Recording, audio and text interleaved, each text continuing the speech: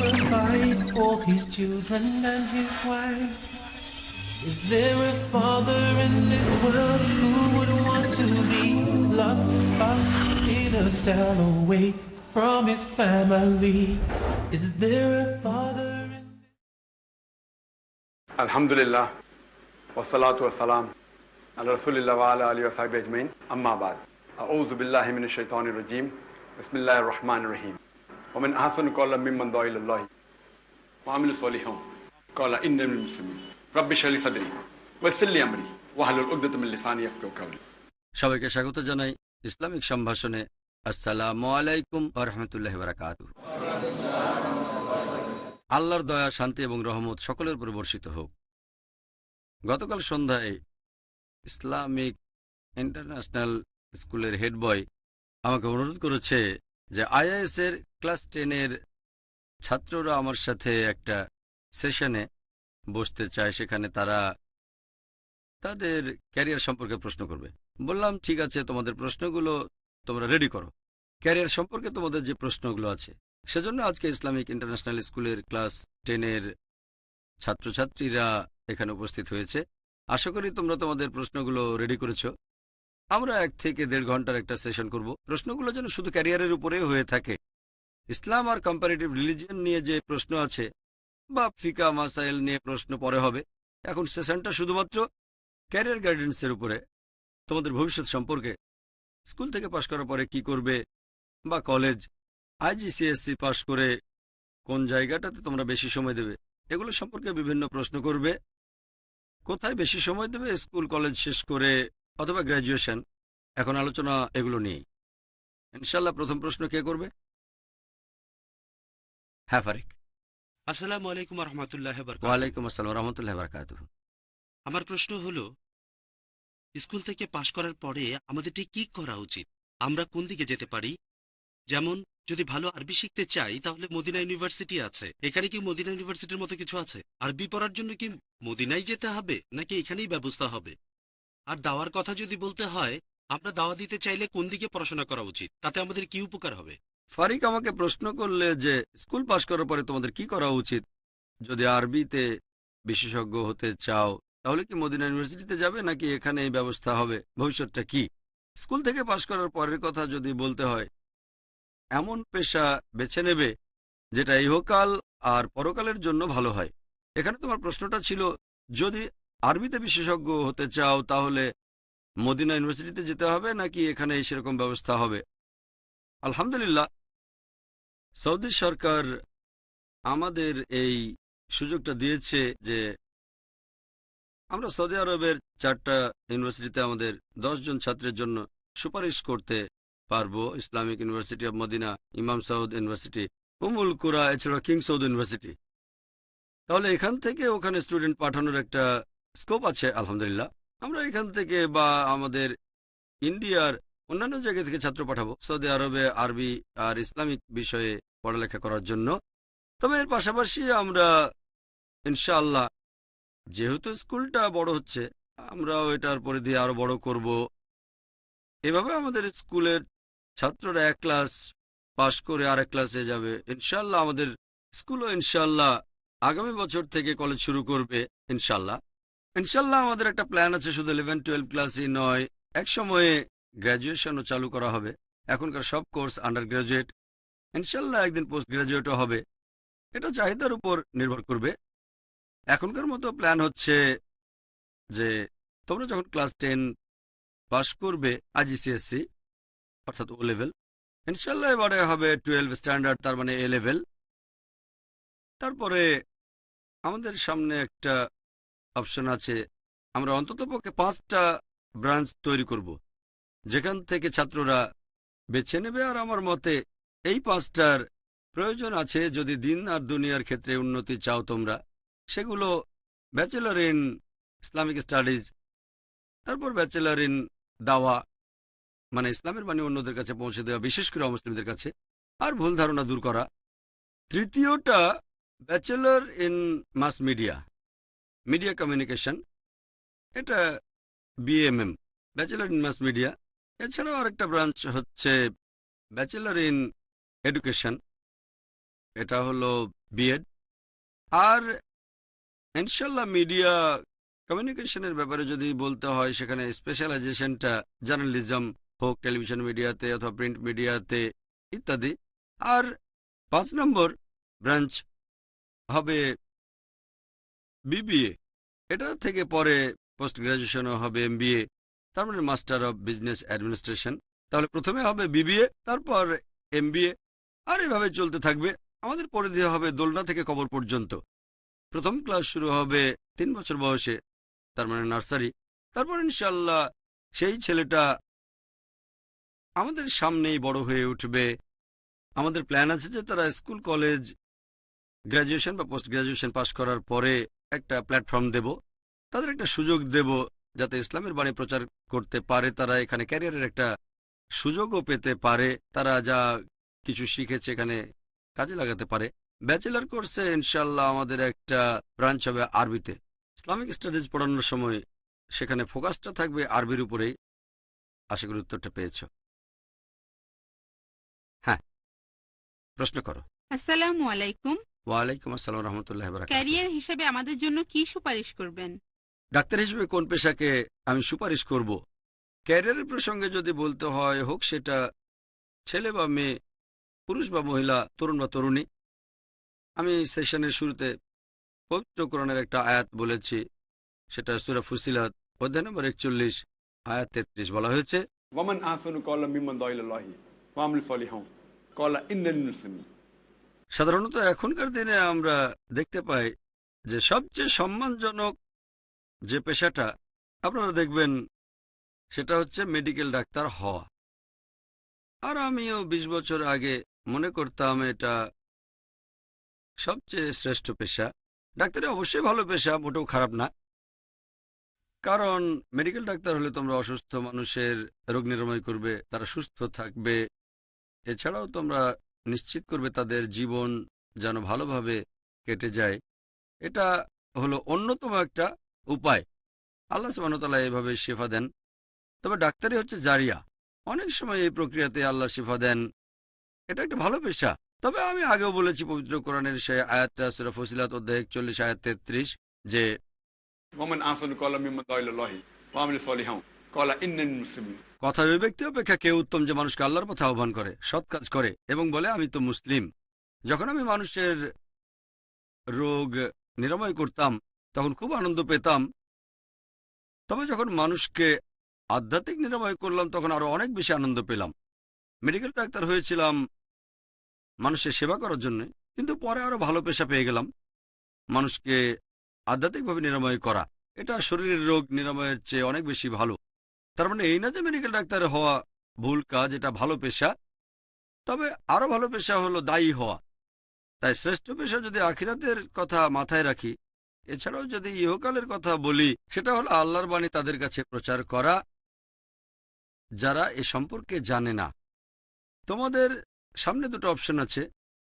Part time দায়ী হতে পারবে, পাশাপাশি অন্য কোনো প্রফেশন যেমন ডাক্তার, ইঞ্জিনিয়ার বা ব্যবসায়ী, অথবা হতে পারো ফুল টাইম দায়ী, সেখানে পুরো সময়টা দিতে পারো। তোমরা যে পেশাটাই বেছে নাও, এখানে খেয়াল রাখতে হবে যেন আল্লাহ সুবহানাহু ওয়া তাআলার কাছাকাছি মানুষকে নিয়ে যেতে পারো। যদি তোমরা আমাদের নবীজি সাল্লাল্লাহু আলাইহি সাল্লামের জীবনী দেখো এবং সাহাবীগণের জীবনী, এখন পেশা বলতে কি বোঝাচ্ছ সেটা খুব গুরুত্বপূর্ণ। ক্যারিয়ার শব্দটার মানে কি? যদি বলো পেশা মানে যে কাজে বেশিরভাগ সময় ব্যয় করছো সেই কাজটাই পেশা, এটাই হলো সঠিক সংজ্ঞা। এর মানে এই না যে কাজ করে জীবিকা নির্বাহ করবে। বেশিরভাগ মানুষ ভাবে যে কাজের মাধ্যমে টাকা উপার্জন করবে সেটাই হচ্ছে পেশা। আমার মতে পেশা হচ্ছে সেই কাজ যে কাজে দিনের বেশিরভাগ সময় ব্যয় করছো। এটা গড়ে। পাশাপাশি দৈনন্দিন কাজও আছে, যেমন ঘুমানো, খাওয়া দাওয়া, নামাজ আদায় করা, এটা ফরজ মুসলিমদের জন্য। এগুলো বাদ দিলে 10-12 ঘন্টার সময় পাবে প্রতিদিন। বেশিরভাগ সময় কোথায় ব্যয় করছো? আমার মতে বেশিরভাগ সময় যে কাজে ব্যয় করছো সেটাই পেশা। এদিক থেকে বললে আমাদের নবীজি যদি ব্যবসায়ী ছিলেন তবে আমার মতে দায়ী ছিলেন। তিনি ছিলেন আল্লাহ সুবহানাহু ওয়া তাআলা প্রেরিত নবী। পেশার দিক থেকে তিনি ছিলেন দায়ী, মানে যে ব্যক্তি আল্লাহ সুবহানাহু ওয়া তাআলার বাণী প্রচার করেন তিনি ছিলেন আল্লাহ সুবহানাহু ওয়া তাআলার রাসূল, দায়ীর চেয়ে অনেক উপরে। আর পাশাপাশি ব্যবসাও করতেন। আমার মতে তিনি পেশায় ছিলেন আল্লাহ সুবহানাহু ওয়া তাআলার রাসূল। তিনি বেশিরভাগ সময় ব্যয় করতেন আল্লাহর বাণী প্রচারে, আর তিনি ছিলেন পার্ট টাইম ব্যবসায়ী। একইভাবে সাহাবীগণের মধ্যেও অনেকে ব্যবসা করতেন, কাজ করতেন, তবে বেশিরভাগ সময় তারা বাণী প্রচার করেছেন আল্লাহ সুবহানাহু ওয়া তাআলার। আমিও আলহামদুলিল্লাহ অনেক ব্যবসার সাথে জড়িত আছি। এভাবে বললে আমি ব্যবসায়ী, আমার অনেক ব্যবসা আছে। যদিও এইসব ব্যবসায় মাসে একদিনের বেশি সময়ও ব্যয় করি না। আমার সবগুলো ব্যবসা মিলিয়ে সেখানে মাসে একদিনও সময় ব্যয় করি না ব্যবসা দেখাশোনার জন্য। তবে হ্যাঁ, আমি একজন ব্যবসায়ী, আমি একজন সাইলেন্ট পার্টনার একটা ক্লিনিকে। আমার ভাই সবকিছু দেখাশোনা করে। এভাবে দেখলে আমি মেডিসিনের ফিল্ডে জড়িত। তবে আমি বছরে হয়তো একদিনও যাই না সেই ক্লিনিকে। আমাদের ক্লিনিক, আমি বেশিরভাগ সময় আল্লাহ সুবহানাহু ওয়া তাআলার বাণী প্রচার করে বেড়াই ফুল টাইম।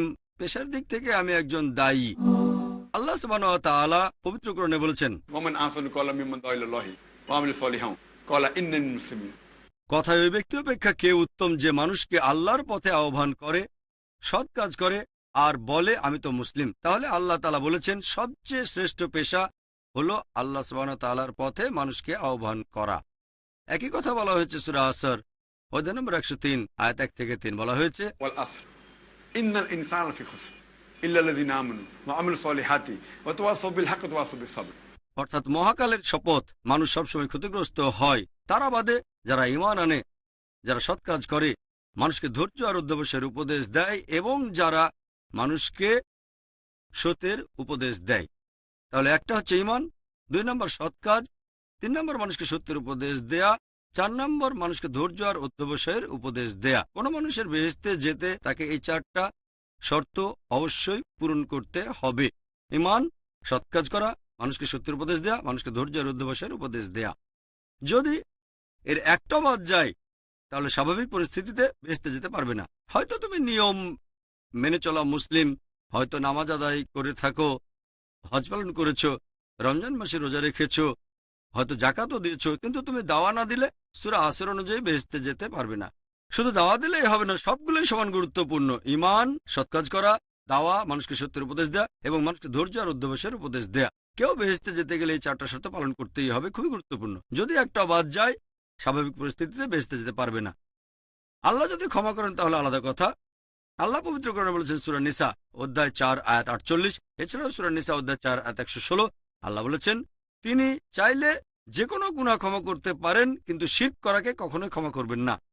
কারণ কেউ যদি শিরক করে, আল্লাহ তাআলার সাথে অন্য কাউকে শরীক করে, সে জঘন্য পাপ করেছে, অনেক দূরে চলে গেছে।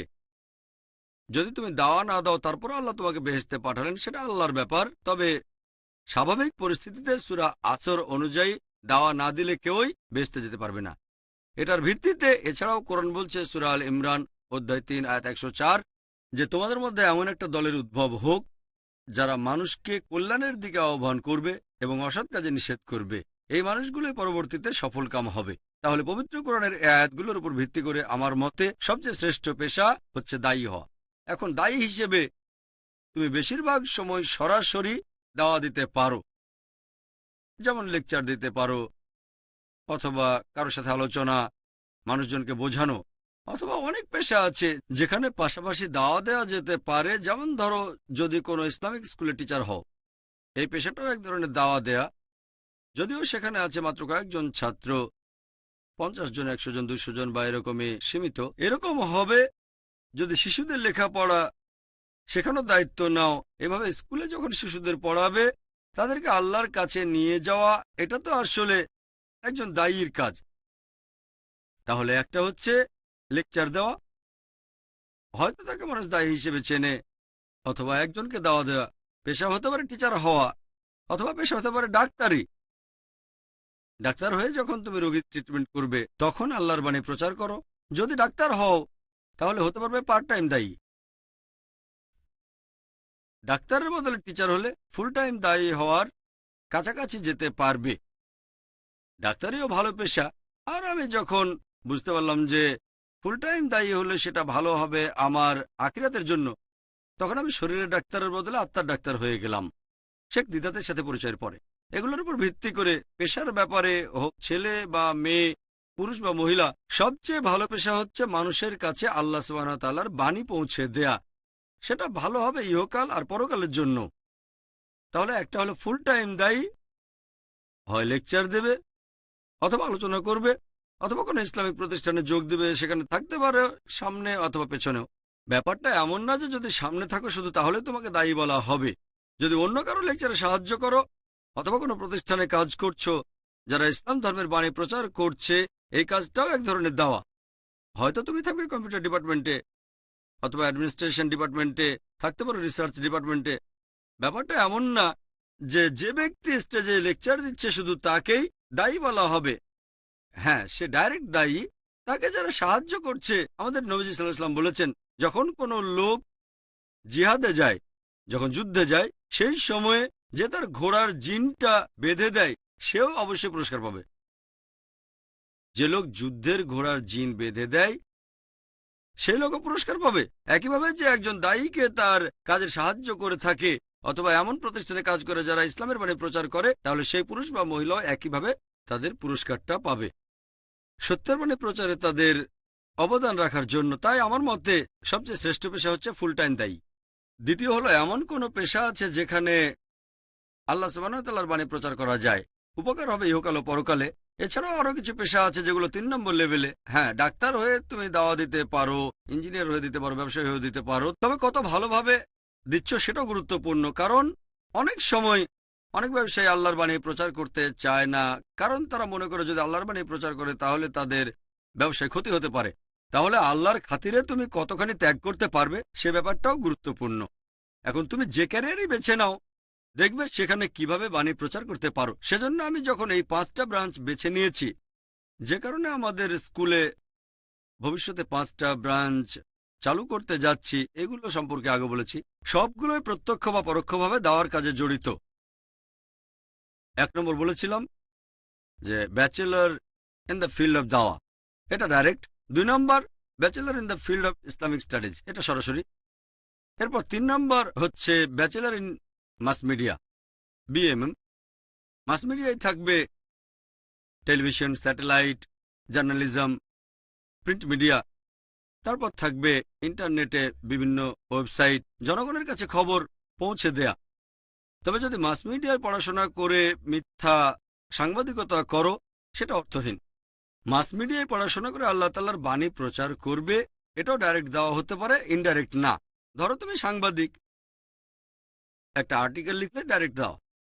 যদি টিভিতে অনুষ্ঠান করো, হয়তো তুমি ডিরেক্টর অথবা ক্যামেরাম্যান, সেটা ইনডাইরেক্ট দাও।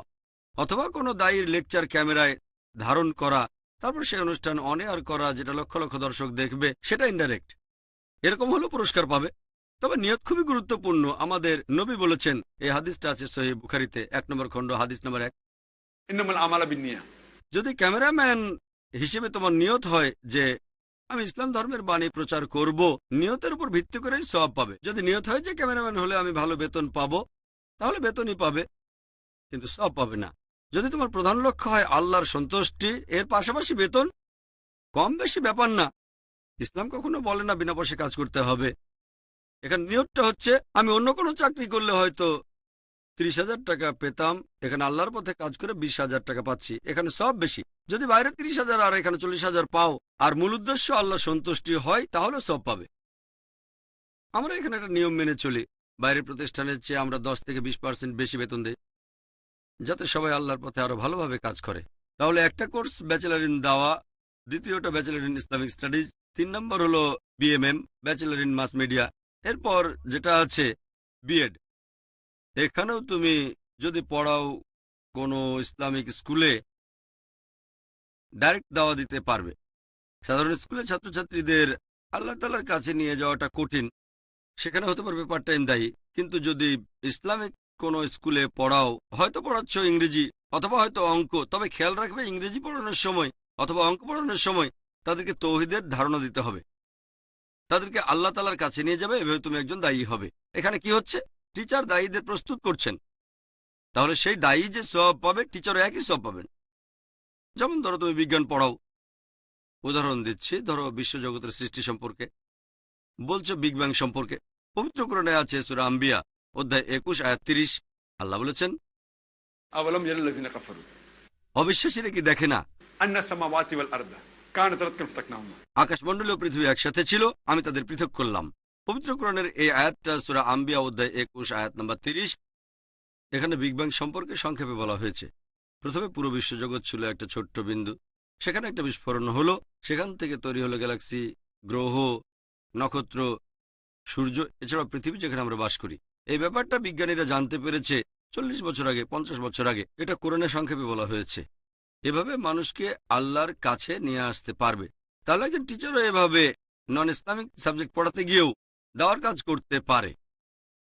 আর শেষ যে কোর্সটার কথা বলেছি সেটা BBA, bachelor in business administration.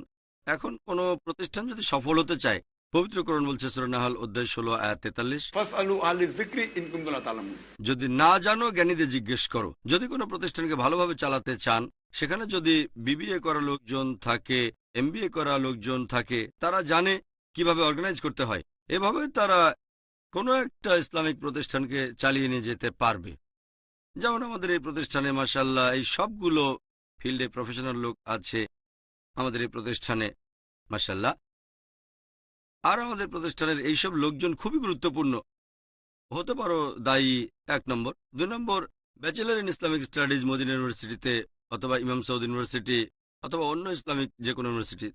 3 number mass media করা লোকজন আছে, তারা পিস টিভির সাথে কাজ করছেন, যেমন এডিটর ইত্যাদি, অ্যানিমেটর, গ্রাফিক ডিজাইনার, যারা বিভিন্ন মেশিনের তদারকি করে। 4 নম্বর এখানে অনেক টিচার আছেন যারা বিএড করা, হয়তো এখান থেকে করেছেন অথবা বাইরে থেকে। এছাড়াও আরও কিছু লোকজন আছেন অ্যাডমিনিস্ট্রেশনের সাথে, যেমন অপারেশন লেভেল, অ্যাডমিনিস্ট্রেশন লেভেল। এই 5টা কোর্স আমার মতে অনেক বেশি গুরুত্বপূর্ণ, অন্য গ্র্যাজুয়েশনের চেয়ে এগুলোর গুরুত্ব অনেক বেশি। তাই ইনশাল্লাহ আমরা এই 5টা ফিল্ডে আরও বেশি গুরুত্ব দেব। আর পরবর্তীতে যদি আল্লাহ চান, আমাদের প্ল্যান আছে যে সবগুলো ব্রাঞ্চে চালু করব।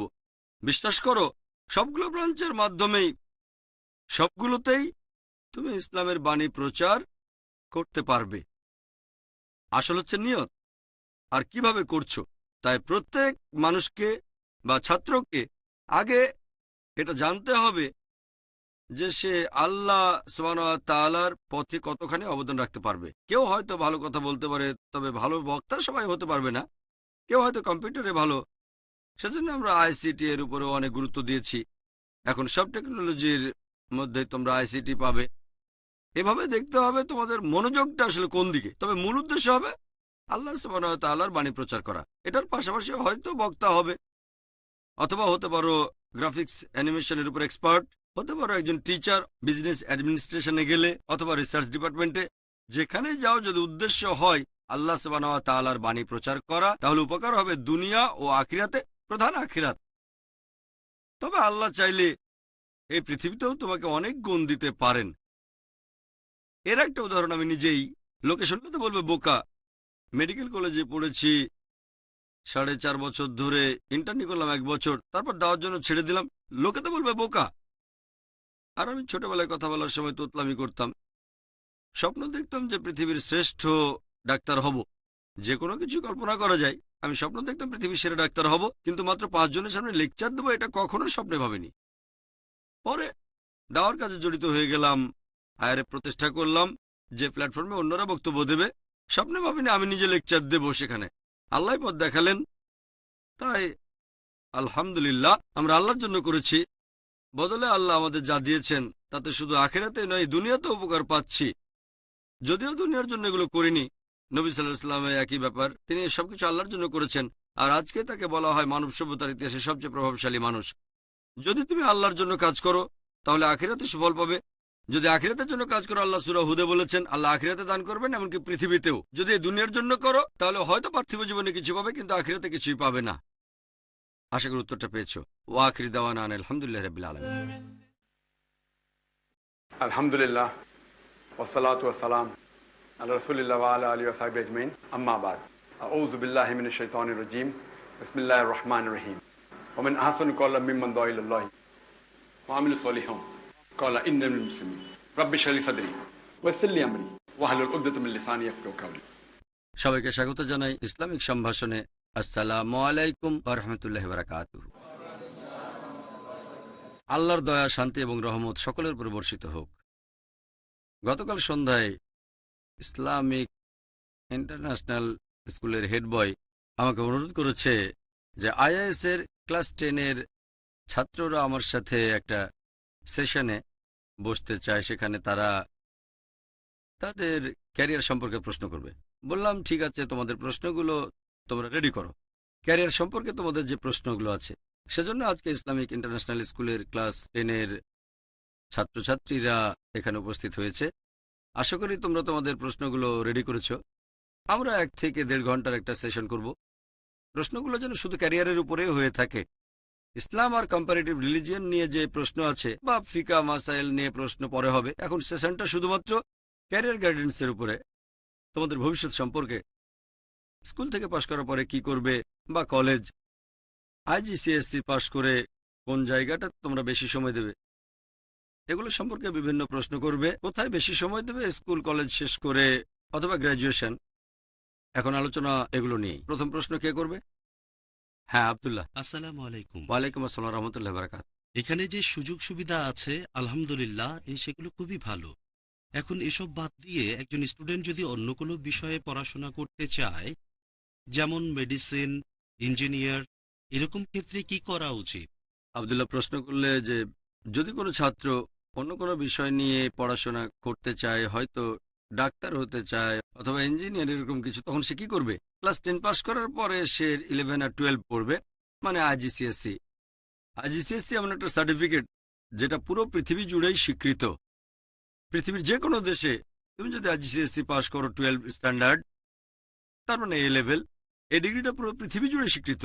শুধুমাত্র ইন্ডিয়ায় না, তুমি ইংল্যান্ডে যাও, আমেরিকায়, মধ্যপ্রাচ্যে, পৃথিবীর সব দেশে এটা স্বীকৃত। এটা বাদে অন্যান্য যেসব সার্টিফিকেট দেওয়া হয় ক্লাস 10 বা 12 পাসের পর, লোকাল বোর্ড, জেলা বোর্ড অথবা ন্যাশনাল বোর্ড, এদের সার্টিফিকেট বাইরে স্বীকৃত না। হয়তো কিছু জায়গায় স্বীকৃত আছে, কিন্তু পরিধিটা সীমিত। তবে এই সার্টিফিকেট দিয়ে তোমরা যে কোনো জায়গায় অ্যাপ্লাই করতে পারো। এখানেও অ্যাপ্লাই করে দেখতে পারো। সেটা মার্কের উপর নির্ভর করবে, পার্সেন্টেজের উপর নির্ভর করে। তুমি অ্যাপ্লাই করতে পারো বোম্বেতে, মহারাষ্ট্রে, ইন্ডিয়া, এছাড়া বাইরের দেশেও হতে পারে, পশ্চিমা দেশ অথবা মধ্যপ্রাচ্য দেশ। তবে প্রত্যেক দেশের নিজস্ব কিছু আইন কানুন আছে। যেমন ইন্ডিয়ায় এখন হয় সিইটি, কমন এন্ট্রান্স টেস্ট। আগে 12 স্ট্যান্ডার্ডে পাওয়া নাম্বারের ভিত্তিতে মেডিকেল কলেজে ভর্তি হওয়া যেত। আমি যখন পাশ করেছিলাম তখন 12 স্ট্যান্ডার্ডের নাম্বারটা ছিল গুরুত্বপূর্ণ। তবে অনেকদিন পার হয়ে গেছে, এখন নিয়মটা বদলানো হয়েছে। এখন কমন এন্ট্রান্স টেস্ট। এই কমন এন্ট্রান্স টেস্টের নাম্বারের ভিত্তিতে বলা যাবে যে তুমি কি মেডিকেল কলেজে পড়াশোনা করবে নাকি অন্য কোথাও। অবশ্য বেশিরভাগ সাবজেক্টে এখনও 12 স্ট্যান্ডার্ডের নাম্বারের উপরে গুরুত্ব দেয়। এটা আইজিসিএসসি এ লেভেল। এই নাম্বারের উপর ভিত্তি করে অ্যাপ্লাই করবে। হতে পারে অন্য কোনো সাবজেক্ট, হতে পারে কমার্স, সায়েন্স, আর্টস। এরকম কলেজে তোমরা যেতে পারো, সেখানে হয়তো মেডিসিন নিয়ে পড়াশোনা করা হয় না। যে বিষয়ে পড়তে যাচ্ছ সেটার উপর নির্ভর করবে যে 12 স্ট্যান্ডার্ডের নাম্বার লাগবে নাকি লাগবে সিইটি, কমন এন্ট্রান্স টেস্ট। আশা করি উত্তরটা পেয়েছ। কোনো ছাত্রী কি প্রশ্ন করবে, নাকি মেয়েদের ক্যারিয়ারের দরকার নেই? আচ্ছা, তাহলে কোনো ছাত্র? হ্যাঁ, বলো। আপনি বললেন ইনশাল্লাহ এখানে ইসলামিক স্টাডিজও পড়ানো হয়, আর বললেন যে আমাদের সামনে মদিনা ইউনিভার্সিটি বা অন্য কোনো ভার্সিটিতে পড়ার সুযোগ আছে। এখন ধরেন কেউ যদি হাদিস আর ফিকা এর উপর স্পেশালাইজ করতে চায় শুধুমাত্র আরবি ভাষায়, আমার মনে হয় তাহলে মদিনা ইউনিভার্সিটি সবচেয়ে ভালো। এরকম অবস্থা হলে তখন কি করব? আমাদের কি কোনো সুযোগ দেয়া হবে অথবা সেখানে কি পাঠানো হবে? তুমি প্রশ্ন করলে যে কেউ হয়তো স্পেশালাইজ করতে চায় আরবি আর হাদিসে অথবা ফিকা, এখানে তেমন কোনো সুযোগ নেই, ব্যাপারে কি করা যেতে পারে। এখন নিয়ম কানুনের কথা যদি বলতে হয়, মদিনা ইউনিভার্সিটি হলো সেরাগুলোর একটা। আমি এটার সুপারিশ করব ইসলামিক স্টাডিজ নিয়ে পড়তে চাইলে। মদিনা ইউনিভার্সিটির ব্যাপারে আমি যতদূর জানি, মদিনা ইউনিভার্সিটির 80% সিট রাখা হয় বিদেশিদের জন্য। সৌদি সরকারের একটা কোটাও আছে এই ব্যাপারে। এতগুলো সিট ভারতীয়দের, প্রতি বছর 25 বা 30টা, অমুক দেশের জন্য এতগুলো সিট, আর পশ্চিমা দেশের জন্য এতগুলো, এরকম কোটা আছে। এগুলোর উপর ভিত্তি করে ইন্টারভিউ নেয়। যারা সেখানে অ্যাপ্লাই করে সেখানে কিছু নিয়ম কানুন আছে। যারা অ্যাপ্লাই করবে তারা কমপক্ষে 12 স্ট্যান্ডার্ড পাস করবে অথবা সাধারণ মাদ্রাসা থেকে আলিম পাস করবে, যে কোনো মাদ্রাসা, আর তার বয়স হবে 25 বছরের কম, এরকম কিছু নিয়ম। আমি ঠিক বিস্তারিত জানি না। নিয়মটা এরকমই, বয়সের নির্দিষ্ট সীমা আছে। তোমার থাকবে একটা আলিম ডিগ্রি বা উপরের ডিগ্রি কোনো মাদ্রাসা থেকে, অথবা 12 স্ট্যান্ডার্ড পাস অন্য দেশ থেকে। ইন্ডিয়া থেকে তারা আলিম পাস নেয়, তবে অন্য দেশ বা পশ্চিমা দেশের ক্ষেত্রে কমপক্ষে 12 স্ট্যান্ডার্ড পাস বা এ লেভেল পাস করার পরে যখন মদিনা ইউনিভার্সিটিতে যাবে, একজন আলিম যে মাদ্রাসা থেকে পাস করেছে আর বেসিক আরবিটা জানে, সে মদিনা ইউনিভার্সিটির গ্র্যাজুয়েশনে সরাসরি ভর্তি হতে পারবে। তারপর সে পড়তে পারে বিএ ইন হাদিস অথবা বিএ ইন শরিয়া, ফিকা অথবা বিএ ইন তাফসির। যে সাবজেক্ট বেছে নেবে তার উপরই নির্ভর করবে। তবে যে আরবি ভাষা জানে না আর এখানে ভর্তি হতে চায়, তাকে 2 বছর একটা কোর্স করতে হবে, সার্টিফিকেট ফর অ্যারাবিক। যে ছাত্র এসেছে পশ্চিমা দেশ থেকে বা ইন্ডিয়া থেকে, যে আরবি ভাষা জানে না, তাকে এই কোর্সটা করতে হবে, আর তারপরে সে ব্যাচেলর কোর্সে ভর্তি হবে, মানে বিএ। তারপরে স্পেশালাইজ করবে হয়তো হাদিসে অথবা ফিকা অথবা লোগা, আরবি লোগা, এরকম কিছু। এরপরে আবার আছে মাস্টার্স, এটা পড়ানো হয় 3 বছর। এরপর আছে পিএইচডি, এটাও নাম্বারের উপর নির্ভর করবে। তবে ভারতে আমি যতদূর জানি শুধু মাদ্রাসা ছাত্র নেওয়া হয়। অন্যান্য দেশে যেমন পশ্চিমা দেশগুলোতে 12 স্ট্যান্ডার্ড পাস ছাত্র নেয়। তবে আলহামদুলিল্লাহ আমাদের স্কুলের ব্যাপারে যদি বলতে হয়, আমাদের স্কুলের আরবির স্ট্যান্ডার্ড বেশ ভালো, তাই আমাদের ছাত্রদের জন্য সরাসরি ভর্তি হতে কোনো সমস্যা হবে না বিএ প্রোগ্রামে। তোমার প্রশ্ন ছিল ওখানে ভর্তি হব কিভাবে। সত্যি বলতে, যদি আল্লাহ চান, অবশ্য তারপরে তাদের রেকমেন্ডেশন প্রয়োজন। আমাদের কোনো ছাত্র ভর্তি হতে চাইলে আমি তাকে রেকমেন্ড করব, ইনশাল্লাহ সম্ভাবনাটা বেশি থাকবে। তবে এর পাশাপাশি আমি যে কাজটা করতে চাই, আমি এখানে মদিনা ইউনিভার্সিটির মতো পরিবেশটা তৈরি করতে চাই। আমার ইচ্ছা এরকমই, আল্লাহ সেটা পূরণ করবেন কিনা তিনিই জানেন। আমার নিয়ত আছে। আর তারপরে আরও কিছু যোগ করব। বর্তমান প্রেক্ষাপটে যদি বলো, বিদেশি ছাত্রদের জন্য সেরা একটা ইউনিভার্সিটি হলো মদিনা। এছাড়াও ইমাম সৌদ ইউনিভার্সিটি, ইমাম সৌদ ইউনিভার্সিটি, এটা আছে রিয়াদে, এটাও বেশ ভালো ইউনিভার্সিটি। তবে তারা খুব কম বিদেশি ছাত্র নেয়, দেশি ছাত্র বেশি পড়ে। এটাও একটা ভালো ইউনিভার্সিটি। বিদেশি ছাত্রদের জন্য আছে মদিনা ইউনিভার্সিটি, তারপর মক্কার উম্মুল কুরা। আমার ইচ্ছা আছে যে এখানে আমরা বাইরে থেকে সেরা টিচারদের নিয়ে আসব, যাতে করে এরকম ইউনিভার্সিটি চালু করতে পারি। আর সেখানে যেসব বিষয় নিয়ে পড়া যায় আমরা তার সাথে যোগ করব, হয়তো মিডিয়া, মানে পাবলিক লেকচার। আমাকে বেশ কয়েকবার মদিনা ইউনিভার্সিটিতে আমন্ত্রণ জানানো হয়েছে, তারপর উম্মুল কুরাতে, এছাড়া পৃথিবীর অন্যান্য ইউনিভার্সিটিতেও দাওয়া কোর্সের উপর ট্রেনিং দেওয়ার জন্য। তবে ব্যস্ততার জন্য সময় বের করা কঠিন, যে ওখানে 25 বা 30 দিন আমি সময় দিতে পারবো। আমার মনে হচ্ছে যে প্র্যাকটিক্যাল কিছু একটা দরকার। জ্ঞান অর্জনের কথা বললে এগুলো খুবই ভালো, তবে প্র্যাকটিক্যালি অমুসলিমদের সাথে কথা বলা, দাওয়ার কাজ করা, এসব ক্ষেত্রে সেখানে প্র্যাকটিক্যাল কিছু পাবে না, সেটা পাবে এখানে। এটা হচ্ছে প্র্যাকটিক্যাল। সেজন্য আমাদের কাছে যেটা মনে হয় যে সময় যাওয়ার সাথে সাথে ইনশাআল্লাহ, আল্লাহ যদি চান, আল্লাহ সাহায্য করেন, আমরা এখানেও ব্যবস্থা করব যদি সেটা করা যায়। আমি তাহলে চাইবো আমার ছেলে ওখানে না গিয়ে এখানে থাকুক। আমার ছেলে, তুমিও ছেলের মতোই। তবে এরকম যদি না হয়, আল্লাহ যদি তখনও পথ খুলে না দেন, সময়টা হয়তো চলে যাবে, তখন আমি হয়তো ভর্তি হতে বলবো তোমাদের ইসলামিক ইউনিভার্সিটি অব মদিনায় বা ইমাম সৌদ ইউনিভার্সিটি। আমার জানা মতে ইমাম সৌদ ইউনিভার্সিটির রেটিংটা একটু ভালো মদিনা ইউনিভার্সিটির চেয়ে, আর ইমাম সৌদে ভর্তি হওয়াটা মদিনা ইউনিভার্সিটির চেয়ে একটু কঠিন। তবে আলহামদুলিল্লাহ দুটো ইউনিভার্সিটি খুবই ভালো, উম্মুল কুরাও ভালো। এটা ক্লাস 10-এর পরে না 12-এর পরে? 12-এর পরে, 10-এর পরে না। যদি কোনো মাদ্রাসা থেকে আলিম পাস না হও, তাহলে 12 স্ট্যান্ডার্ড পাস করতে হবে, এ লেভেল, অর্থাৎ আইজিসিএসসি। এখানে পাশ করলে তারপর ওখানে ভর্তি হতে পারবে। সাধারণত নন মাদ্রাসার ছাত্রদেরকে তারা নেয় না, আমি এরকমই জানি, শুধু মাদ্রাসা। তবে ইনশাল্লাহ, যেহেতু আমাদের স্কুলের আরবির মান ভালো, মাশাল্লাহ, আমাদের ছাত্ররা আরবিতে কথা বলতে পারে, শুধু ইন্টারভিউ দিতে হবে। আর আমি নিশ্চিত আমাদের ছাত্ররা ইন্টারভিউতে খুব ভালো করবে, তবে আসলে সীমিত। আর ইনশাল্লাহ মদিনা ইউনিভার্সিটির সাথে আমার বেশ ভালো যোগাযোগ আছে। আমার মতে এটা সহজ ব্যাপার ইনশাল্লাহ। আশা করি উত্তরটা পেয়েছো। কোনো ছাত্রী কি প্রশ্ন করবে?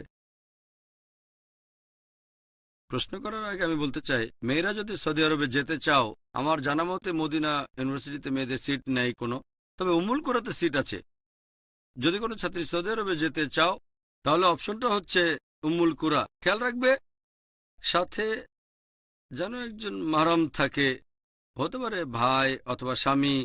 উম্মুল কুরায় একসাথে পড়াশোনা বা চাকরি করতে পারে, ইসলামিক বিভিন্ন নিয়ম কানুন মেনে চলতে পারবে, সেখানে কোনো চাকরি পেতে পারে, অথবা ইউনিভার্সিটিতে কাজ করতে পারে, অথবা একসাথে পড়তে পারে। এরকম অপশন বিবেচনা করা যেতে পারে। এরকম বেশ কিছু বিদেশি ছাত্রী মহিলা তারা উম্মুল কুরাতে পড়ছে। উম্মুল কুরাতে মহিলাদের জন্য আলাদা সেকশন আছে। হ্যাঁ বোন। আসসালামু আলাইকুম। ওয়ালাইকুম আসসালাম রহমতুল্লাহ বারাকাতুহু। ক্লাস 10 পাশ করার পরে ছাত্রছাত্রীরা পছন্দ মতো অপশন বেছে নিতে পারবে নাকি এখানেও শর্ত থাকবে? এই স্কুলের কথা বলছো নাকি বাইরে? এই স্কুলে। এই স্কুলের ব্যাপারে যদি বলতে হয়, মাশাআল্লাহ, যখন 10 স্ট্যান্ডার্ডে আইজিসিএসসি পরীক্ষা দেবে সেখানে কিছু অপশন আছে। সত্যি বলতে আইজিসিএসসি তে অনেক অপশন আছে। সেখানে 50টা বা 100টা সাবজেক্ট থেকে বেছে নিতে হবে। অবশ্যই 50টার বেশি, আরো অনেক বেশি হবে। আর সেখানে অনেক অপশন আছে। এগুলোর মধ্যে আইজিসিএসসির নিয়ম অনুযায়ী তোমাকে 5টা সাবজেক্টে পাশ করতে হবে। যদি 5টা সাবজেক্টে পাশ করো তাহলে সার্টিফিকেট পাবে তুমি 10 স্ট্যান্ডার্ডে আইজিসিএসসি পাশ করেছো। এটা হচ্ছে ও লেভেল। এখন তুমি যতগুলো সাবজেক্টে খুশি পরীক্ষা দিতে পারো, তবে 5টার কম পরীক্ষা দিলে কোনো সার্টিফিকেট পাবে না তুমি। কিন্তু পরীক্ষা দিতে পারো 6টা, 7টা, 8টা বা 9টা, তোমার যতগুলো খুশি। আর ভারতের বেশিরভাগ স্কুলে যেটা করা হয়, তারা 6-7টা সাবজেক্টে পরীক্ষা দেয়। বেশিরভাগ স্কুল 6টা বা 7টা। আর এসব স্কুলে বেছে নিতে হয় হয়তো 15টা সাবজেক্টের ভেতর থেকে। কিছু স্কুলে 10টার মধ্যে থেকে বেছে নেবে 6টা বা 7টা, কোন স্কুলে 8টার মধ্যে থেকে 6টা বা 7টা, কোথাও হয়তো 12টা। এরকম অনেক অপশন আছে, অনেক সাবজেক্ট আছে। মিউজিক আছে, ভালো খারাপ, হালাল হারাম সবকিছু আছে। মিউজিক, ডান্সিং, এটা ওটা, এরকম অনেক সাবজেক্ট আছে। আমাদের স্কুলে আমি এরকম ঠিক করেছি যে আমাদের ছাত্ররা 9টা সাবজেক্টে পরীক্ষা দেবে। 6টা 7টা না, 9টা সাবজেক্ট। যে 9টা সাবজেক্ট ঠিক করেছি তোমরাও জানো। ইংলিশ হলো আবশ্যিক, এখানে অপশন নেই। অন্য সাবজেক্ট অপশন আছে। আমরা ঠিক করেছি ইংলিশ, তারপর ম্যাথস, এরপর ফিজিক্স, কেমিস্ট্রি, বায়োলজি। এই 3টা সাবজেক্টই আলাদা। এগুলো একটা সাবজেক্ট না। যেমন অন্য স্কুলে যদি 10 স্ট্যান্ডার্ডে পড়ো, সায়েন্স হচ্ছে একটা সাবজেক্ট, আইজিসিএসসি তে ফিজিক্স একটা সাবজেক্ট, বায়োলজি আর কেমিস্ট্রি 3টাই আলাদা সাবজেক্ট। তাহলে সাবজেক্টগুলো প্রথমে ইংলিশ, তারপর ম্যাথস, 3 ফিজিক্স, 4 কেমিস্ট্রি, 5 বায়োলজি। এগুলোর পাশাপাশি আছে আইসিটি। প্রথমে তোমরা কম্পিউটার সাবজেক্ট পড়বে, কারণ আগে তোমরা কম্পিউটার নিয়েছিলে। তবে আইসিটি আর কম্পিউটারের বেশিরভাগ জিনিস একই রকম। আর আইসিটি আরো বেশি প্র্যাকটিক্যাল, অন্য যন্ত্রপাতি সম্পর্কেও জানা যায়, যেমন মোবাইল আর বিভিন্ন প্রযুক্তি। এটার ব্যবহারিক প্রয়োগটা আরো অনেক বেশি। সেজন্য আগামী বছরে চালু হবে আইসিটি। এই বছরে তোমরা কম্পিউটার পড়বে 6 নম্বর, আইসিটি অ্যান্ড কম্পিউটার। 7 নম্বর বিজনেস স্টাডিজ, 8 নম্বর আরবি ল্যাঙ্গুয়েজ, 9 নম্বর ইসলামিক স্টাডিজ। তোমাকে পাশ করতে হবে 5টা সাবজেক্ট, আর ইংলিশ আবশ্যিক। তার মানে এই না যে ইংলিশ আর অন্য 4টা সাবজেক্টে মনোযোগ দেবে। সবগুলো সাবজেক্টে সমান মনোযোগ দিতে হবে। আর যখন পরীক্ষা দেওয়ার জন্য বসবে, তার জন্য আলাদা 2টো সময় আছে তোমাদের। হয় পরীক্ষা দেবে অক্টোবর নভেম্বরে, অথবা পরীক্ষা দেবে মে জুনে। এই 2টো সময়ে আইজিসিএসসি পরীক্ষা দিতে পারো। আর এ ব্যাপারটা এমন না যে 9টা সাবজেক্টে একসাথে পরীক্ষা দিতে হবে। হয়তো 4টা সাবজেক্টের উপর পরীক্ষা দিলে অক্টোবর নভেম্বরে, আর 5টা দিলে মে জুনে। অথবা 2টো সাবজেক্টের অক্টোবর নভেম্বরে, 7টা সাবজেক্ট দিলে মে জুনে। অথবা প্রথমে মে জুন, তারপর অক্টোবর নভেম্বর, এটা তোমার ইচ্ছা। অথবা 9টা একসাথে। এগুলোর ভিত্তিতে ইনশাল্লাহ আগামী বছর আমরা ভালোভাবে প্রস্তুতি নেব। তোমরা আগে থেকেই 2-1টা সাবজেক্ট ঠিক করতে পারো। হয়তো তুমি আরবিতে বেশ ভালো, অথবা ইসলামিক স্টাডিজ, অথবা হয়তো আইসিটি বা বিজনেস স্টাডিজ। এরকম 2-3টা দিলে অক্টোবর নভেম্বরে, বাকি 5টা বা 6টা দিলে মে জুনে। তবে এই বছরে যেহেতু নতুন টেকনিকটা আমরা জেনেছি আইসিজিএসসি সম্পর্কে, এবছরে ইনশাল্লাহ 9টা সাবজেক্টের সবগুলোর উপর পরীক্ষা দেবে তোমরা মে জুনে। এখানে সুবিধা হলো 2 মাস সময় পাচ্ছ।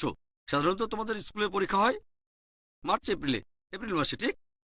এখানে তোমরা পরীক্ষা দেবে মে জুন, তাহলে 1.5 মাস সময় বেশি পাচ্ছ অন্যান্য ছাত্রছাত্রীদের তুলনায়। এবছরে তোমরা পরীক্ষা দেবে 10 স্ট্যান্ডার্ডে এটার উপর নির্ভর করে যখন পাশ করবে 10 স্ট্যান্ডার্ড, তখন যে কোনো স্কুলে যেতে পারো, কারণ এখানে সার্টিফিকেট দেবে কেমব্রিজ ইউকে। তোমরা 11 স্ট্যান্ডার্ড পড়তে পারবে যে কোনো কলেজে, মার্কের উপর নির্ভর করবে। বোম্বের যে কোনো কলেজে হতে পারে, জেভিয়ার্স অথবা অন্য যে কোনো কলেজ, ভারতের মধ্যে বোম্বের বাইরের কলেজে, এমনকি ভারতের বাইরের কলেজেও যখন তুমি পাবে সার্টিফিকেটটা আইজিসিএসসি, তারপর তুমি যে কোনো স্কুল অথবা কলেজে ভর্তি হতে পারো। ইউরোপে, ইংল্যান্ডে, আমেরিকায়, কানাডায়, মার্কের উপর এটা নির্ভর করবে। এটা আন্তর্জাতিক স্বীকৃত একটা সার্টিফিকেট। যদিও আমরা ইসলামিক স্টাডিজে যা পড়াবো সেটা অনেক উন্নত মানের, এই সাবজেক্টটা একটু অন্যভাবে পড়াবো, সেজন্য ইসলামিক স্টাডিজের উপর যে ট্রেনিংটা দেব সেটাও আলাদা হবে, কারণ তাদের ইসলামিক স্টাডিজ আমাদের মতো বিস্তারিত না। আমরা কোরআন হাদিসের উপর ভিত্তি করে পড়াবো, সবকিছু শেখাবো, ভিন্ন দৃষ্টিভঙ্গির কথা থাকবে, সেগুলো জানা দরকার। তাহলে তোমাদের সামনে যে অপশনটা আছে, তোমরা আইআইএস 11 স্ট্যান্ডার্ড পড়তে পারো, অপশন। আমাদের এখানে পড়াশোনা চালাতে পারো। এখানে তোমরা পাচ্ছ 9টা সাবজেক্ট, অথবা আইআইএস এর বাইরে অন্য স্কুলে ভর্তি হতে পারো, বোম্বে অথবা বোম্বের বাইরে অথবা ভারতের বাইরে, তোমার যা খুশি।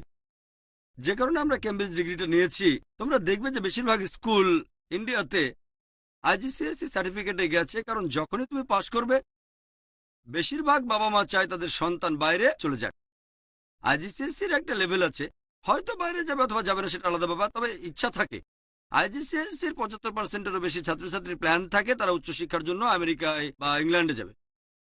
আমি আইজিসিএসসি বেছে নিয়েছি, তার কারণ মোটেও এটা নয়। আমি চাই না আমাদের একজন ছাত্র বাইরে যাক। হ্যাঁ, যদি কেউ মদিনা ইউনিভার্সিটিতে পড়তে চায় সেটা ভালো কথা, কেউ যেতে চাইলে সেটা তার ব্যাপার, আমি বাধা দেব না। আমরা এটা নিয়েছি যাতে লোকে না বলে ও আইআইএস, এটা তো লোকাল ডিগ্রি, বোম্বের অথবা মহারাষ্ট্রের লোকাল, তাই আইআইএস এর ডিগ্রি দেয় কেমব্রিজ ইউনিভার্সিটি। আন্তর্জাতিক লেভেলে এটা দেখানোর জন্য যে আমাদের ছাত্ররা ইসলামিক জ্ঞানের পাশাপাশি দায়ী হওয়া আর আরবি জানার পাশাপাশি অন্যান্য সাবজেক্টও একেবারে আন্তর্জাতিক মানের। পৃথিবী জুড়ে দুটো সাবজেক্ট সব জায়গায় স্বীকৃত, একটা হচ্ছে আইবি ইন্টারন্যাশনাল ব্যাকলরেট, অন্যটা আইজিসিএসসি, এছাড়াও আছে আমেরিকান বোর্ডও।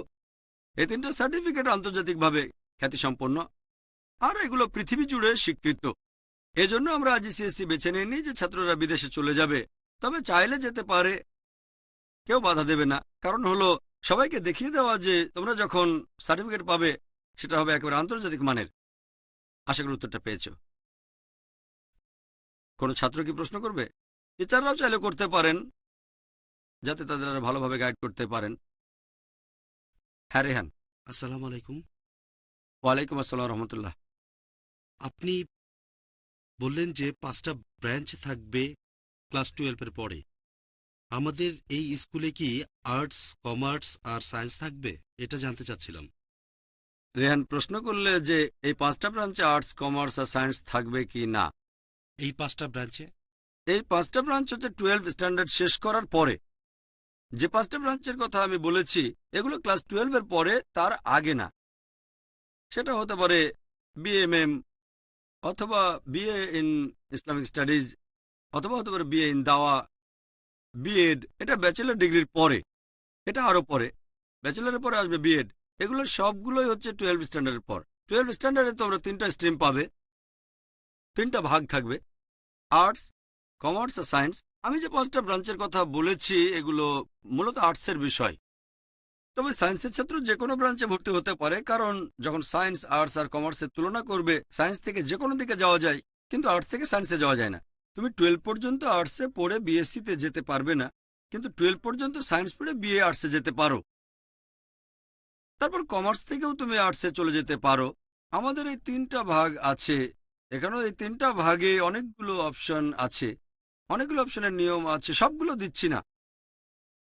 আমরা সেই অপশনগুলো দেব যেগুলো এই 5টা ব্রাঞ্চের সাথে মানানসই। এছাড়াও মানানসই হবে ডাক্তার, ইঞ্জিনিয়ারিংয়ে। যে ছাত্ররা সায়েন্স নিয়ে পড়বে, আমার একটা ইসলামিক মেডিকেল কলেজ করারও ইচ্ছা আছে, সেটা আমি করবো নাকি তোমরা করবে জানি না। আমি যদি না পারি ইনশাল্লাহ তোমরা পারবে। কি বলো, ঠিক না ভুল? যদি আমি না পারি আইআইএস এর ছাত্ররা করতে পারবে ইনশাল্লাহ। হোক আইআইএস বোম্বে, চেন্নাই বা পৃথিবীর অন্য কোনো দেশে। আমাদের এই ক্ষুদ্র জীবনে আসলে সবকিছু করা সম্ভব না, তবে ইচ্ছা আছে যে প্রথমে আমরা এই 5টা ব্রাঞ্চ চালু করব, তারপর ইনশাআল্লাহ পরে চালু করব মেডিসিন, ইনশাআল্লাহ মেডিকেল কলেজ, ইনশাআল্লাহ ইঞ্জিনিয়ারিং কলেজ, তারপর অন্যান্য সাবজেক্টও, যাতে করে আমরা সব ব্রাঞ্চে সত্যিকারের মুসলিম হতে পারি। ওয়া আখির দাওয়ানা আলহামদুলিল্লাহি রাব্বিল আলামিন। আলহামদুলিল্লাহ ওয়াসসালাতু ওয়াসসালাম আলা রাসূলিল্লাহ ওয়া আলা আলিহি ওয়া সাহবিহি আজমাইন আম্মা বাদ আউযু বিল্লাহি মিনাশ শাইতানির রাজীম বিসমিল্লাহির রহমানির রহিম ওয়া মান আহসানু ক্বাওলাম মিম্মান দাআ ইলাল্লাহি ওয়া আমিলা সলিহান ক্বালা ইন্নী মিনাল মুসলিমিন রাব্বি ইশরাহ লি সাদরি ওয়া ইয়াসসির লি আমরি ওয়াহলুল উকদাতাম মিন লিসানি ইয়াফকাহু কাওলি। সবাইকে স্বাগত জানাই ইসলামিক সম্ভাষণে। আসসালামু আলাইকুম ওয়া রাহমাতুল্লাহি ওয়া বারাকাতুহু। আল্লাহর দয়া, শান্তি এবং রহমত সকলের উপর বর্ষিত হোক। গতকাল সন্ধ্যায় ইসলামিক ইন্টারন্যাশনাল স্কুলের হেড বয় আমাকে অনুরোধ করেছে যে আইএএস এর ক্লাস 10-এর ছাত্ররা আমার সাথে একটা সেশনে বসতে চায়, সেখানে তারা তাদের ক্যারিয়ার সম্পর্কে প্রশ্ন করবে। বললাম ঠিক আছে, তোমাদের প্রশ্নগুলো তোমরা রেডি করো। ক্যারিয়ার সম্পর্কে তোমাদের যে প্রশ্নগুলো আছে, সেজন্য আজকে ইসলামিক ইন্টারন্যাশনাল স্কুলের ক্লাস 10-এর ছাত্রছাত্রীরা এখানে উপস্থিত হয়েছে। আশা করি তোমরা তোমাদের প্রশ্নগুলো রেডি করেছ। আমরা 1 থেকে 1.5 ঘন্টার একটা সেশন করব। প্রশ্নগুলো যেন শুধু ক্যারিয়ারের উপরে হয়ে থাকে। ইসলাম আর কম্পারেটিভ রিলিজিয়ন নিয়ে যে প্রশ্ন আছে, ফিকা মাসাইল নিয়ে প্রশ্ন পরে হবে। এখন সেশনটা শুধুমাত্র ক্যারিয়ার গাইডেন্সের উপরে, তোমাদের ভবিষ্যৎ সম্পর্কে, স্কুল থেকে পাশ করার পরে কি করবে, বা কলেজ, আইজিসিএসসি পাশ করে কোন জায়গাটাতে তোমরা বেশি সময় দেবে, এগুলো সম্পর্কে বিভিন্ন প্রশ্ন করবে। কোথায় বেশি সময় দেবে, স্কুল কলেজ শেষ করে অথবা গ্র্যাজুয়েশন। এখন আলোচনা এগুলো নিয়েই। আসসালামু আলাইকুম। ওয়ালাইকুম আসসালাম রহমতুল্লাহ বারাকাতুহু। আমি জানতে চাচ্ছিলাম যে মেয়েরা বাইরে পড়াশোনার জন্য যেতে চাইলে আপনি কি বলবেন? আমি এই কথা আগেও বলেছি যে মহিলারা পড়াশোনার জন্য বাইরে যাচ্ছে, সেটা যদি হয় ইসলামিক স্টাডিজ, সেখানে তুমি যদি ইসলামিক শরিয়ার সবগুলো নিয়ম পালন করো তাহলে কোনো সমস্যা নেই। এ প্রসঙ্গে বলেছি উম্মুল কোরার কথা। কিন্তু যদি বলো একটা মেয়ে বাইরে পড়াশোনা করতে যাচ্ছে BMM, bachelor of mass media, অথবা একটা মেয়ে বাইরে গিয়ে পড়ছে বিএড, হয়তো আমেরিকায় অথবা ইংল্যান্ডে, আমি এটার বিরুদ্ধে, ব্যক্তিগতভাবে বিরুদ্ধে। এমনকি আমি ছেলেদেরও বাইরে পড়তে যাওয়ার বিরুদ্ধে। যদি বাইরে যায় আর পরিবেশটা ইসলামিক হয়, যেমন সৌদি আরবে হলে সমস্যা নেই। তবে বেশিরভাগ ছাত্রই মদিনা ইউনিভার্সিটি বা উম্মুল কোরা বাদ দিয়ে সার্টিফিকেট নিতে চায় আমেরিকা বা ইংল্যান্ড থেকে। সেখানকার ডিগ্রির মান খারাপ না, তবে পরিবেশটা তাদের জন্য সুবিধাজনক হবে না যারা ইসলামিক শরিয়ার অনুযায়ী জীবনযাপন করতে চায়। এখানে সম্ভাবনা বেশি যে একজন লোক কোরআন সুন্নাহ এবং আল্লাহ সুবহানাহু ওয়া তাআলার কাছ থেকে দূরে সরে যাবে। আমি এ পর্যন্ত অনেক বাবা মাকেই বুঝিয়ে শুনিয়ে রাজি করিয়েছি তারা যেন সন্তানকে উচ্চশিক্ষার জন্য বিদেশে না পাঠায়, যেমন আমেরিকা, কানাডা, ইংল্যান্ডে। আমি ব্যক্তিগতভাবে এটার বিরুদ্ধে, এমনকি ছেলেদের ক্ষেত্রেও। মেয়েদের ক্ষেত্রে আমি পুরোপুরি বিরুদ্ধে। আমি বিরুদ্ধে। যদি কোনো মেয়ে বলে আমি ইসলামিক স্টাডিজ পড়তে ইংল্যান্ডে যাবো, ইংল্যান্ডে কেন, সৌদি আরবে যাও, তবে সাথে মাহরাম থাকতে হবে। এখানে বুঝতে হবে, বিশেষ করে একটা মেয়ে। আর আমি জানি বিদেশ তো দূরের কথা, আমি মেডিকেল কলেজ থেকে পাশ করেছি। সে সময় আমি কয়েক বছর বোম্বে থেকে দূরে বাসার বাইরে ছিলাম। আমি জানি সেখানকার পরিবেশ কেমন। বিদেশে সেটা আরও কয়েক গুণ বেশি খারাপ। অনেক অ্যাট্রাকশন আছে, অথবা বলা যায় ডিস্ট্রাকশন। এখানকার তুলনায় ওখানে গিয়ে সরল পথে থাকাটা আরও অনেক বেশি কঠিন হয়ে যাবে। অবশ্য ব্যাপারটা এমন না যে বোম্বেতে কোনো ডিস্ট্রাকশন নেই, তবে এখানে তোমার বাবা মা আছেন, তারা তোমাকে গাইড করবেন। এখানে ডিস্ট্রাকশন অনেক কম। যেমন এখানে আমি একটা উদাহরণ দিচ্ছি যে পৃথিবীর অন্যান্য জায়গায় যে খারাপ কাজ হয় সেগুলো বোম্বেতেও হয়, এমন না যে এখানে হয় না। তবে এখানে খুঁজে বেড়াতে হবে, তোমাকে সেটার পেছনে ছুটতে হবে। সেখানে সবগুলো না খুঁজলেও অন্তত বেশিরভাগ পশ্চিমা দেশে খারাপ কাজই তোমাকে খুঁজবে। সবসময় তোমার দরজায় কড়া নাড়বে। আর এখানে একজন লোক চাইলে ইসলামিক নিয়মে জীবনযাপন করতে পারে, তবে যদি খারাপ জিনিস খুঁজতে চাও তাহলে সবকিছু বোম্বেতেই পাবে। সেজন্য তোমাকে চেষ্টা করতে হবে। ওখানে তোমার দরজায় কড়া নাড়বে, তোমাকে যেন ডাকছে তারা, এসো এসো। রাস্তায় বেরোলে বিলবোর্ড দেখবে। আস্তে আস্তে পশ্চিমা দেশে যা ঘটছে সেগুলো ভারতেও চলে আসছে, এমনকি আমাদের বোম্বেতেও আমদানি হয়ে গেছে। আমি যখন স্কুলে পড়তাম তখন যে পরিবেশ দেখেছি, এখনকার দিনে বোম্বের স্কুলগুলোতে যে পরিবেশ দেখি, খুব অবাক লাগে। ইসলাম থেকে দূরে সরে গেছে।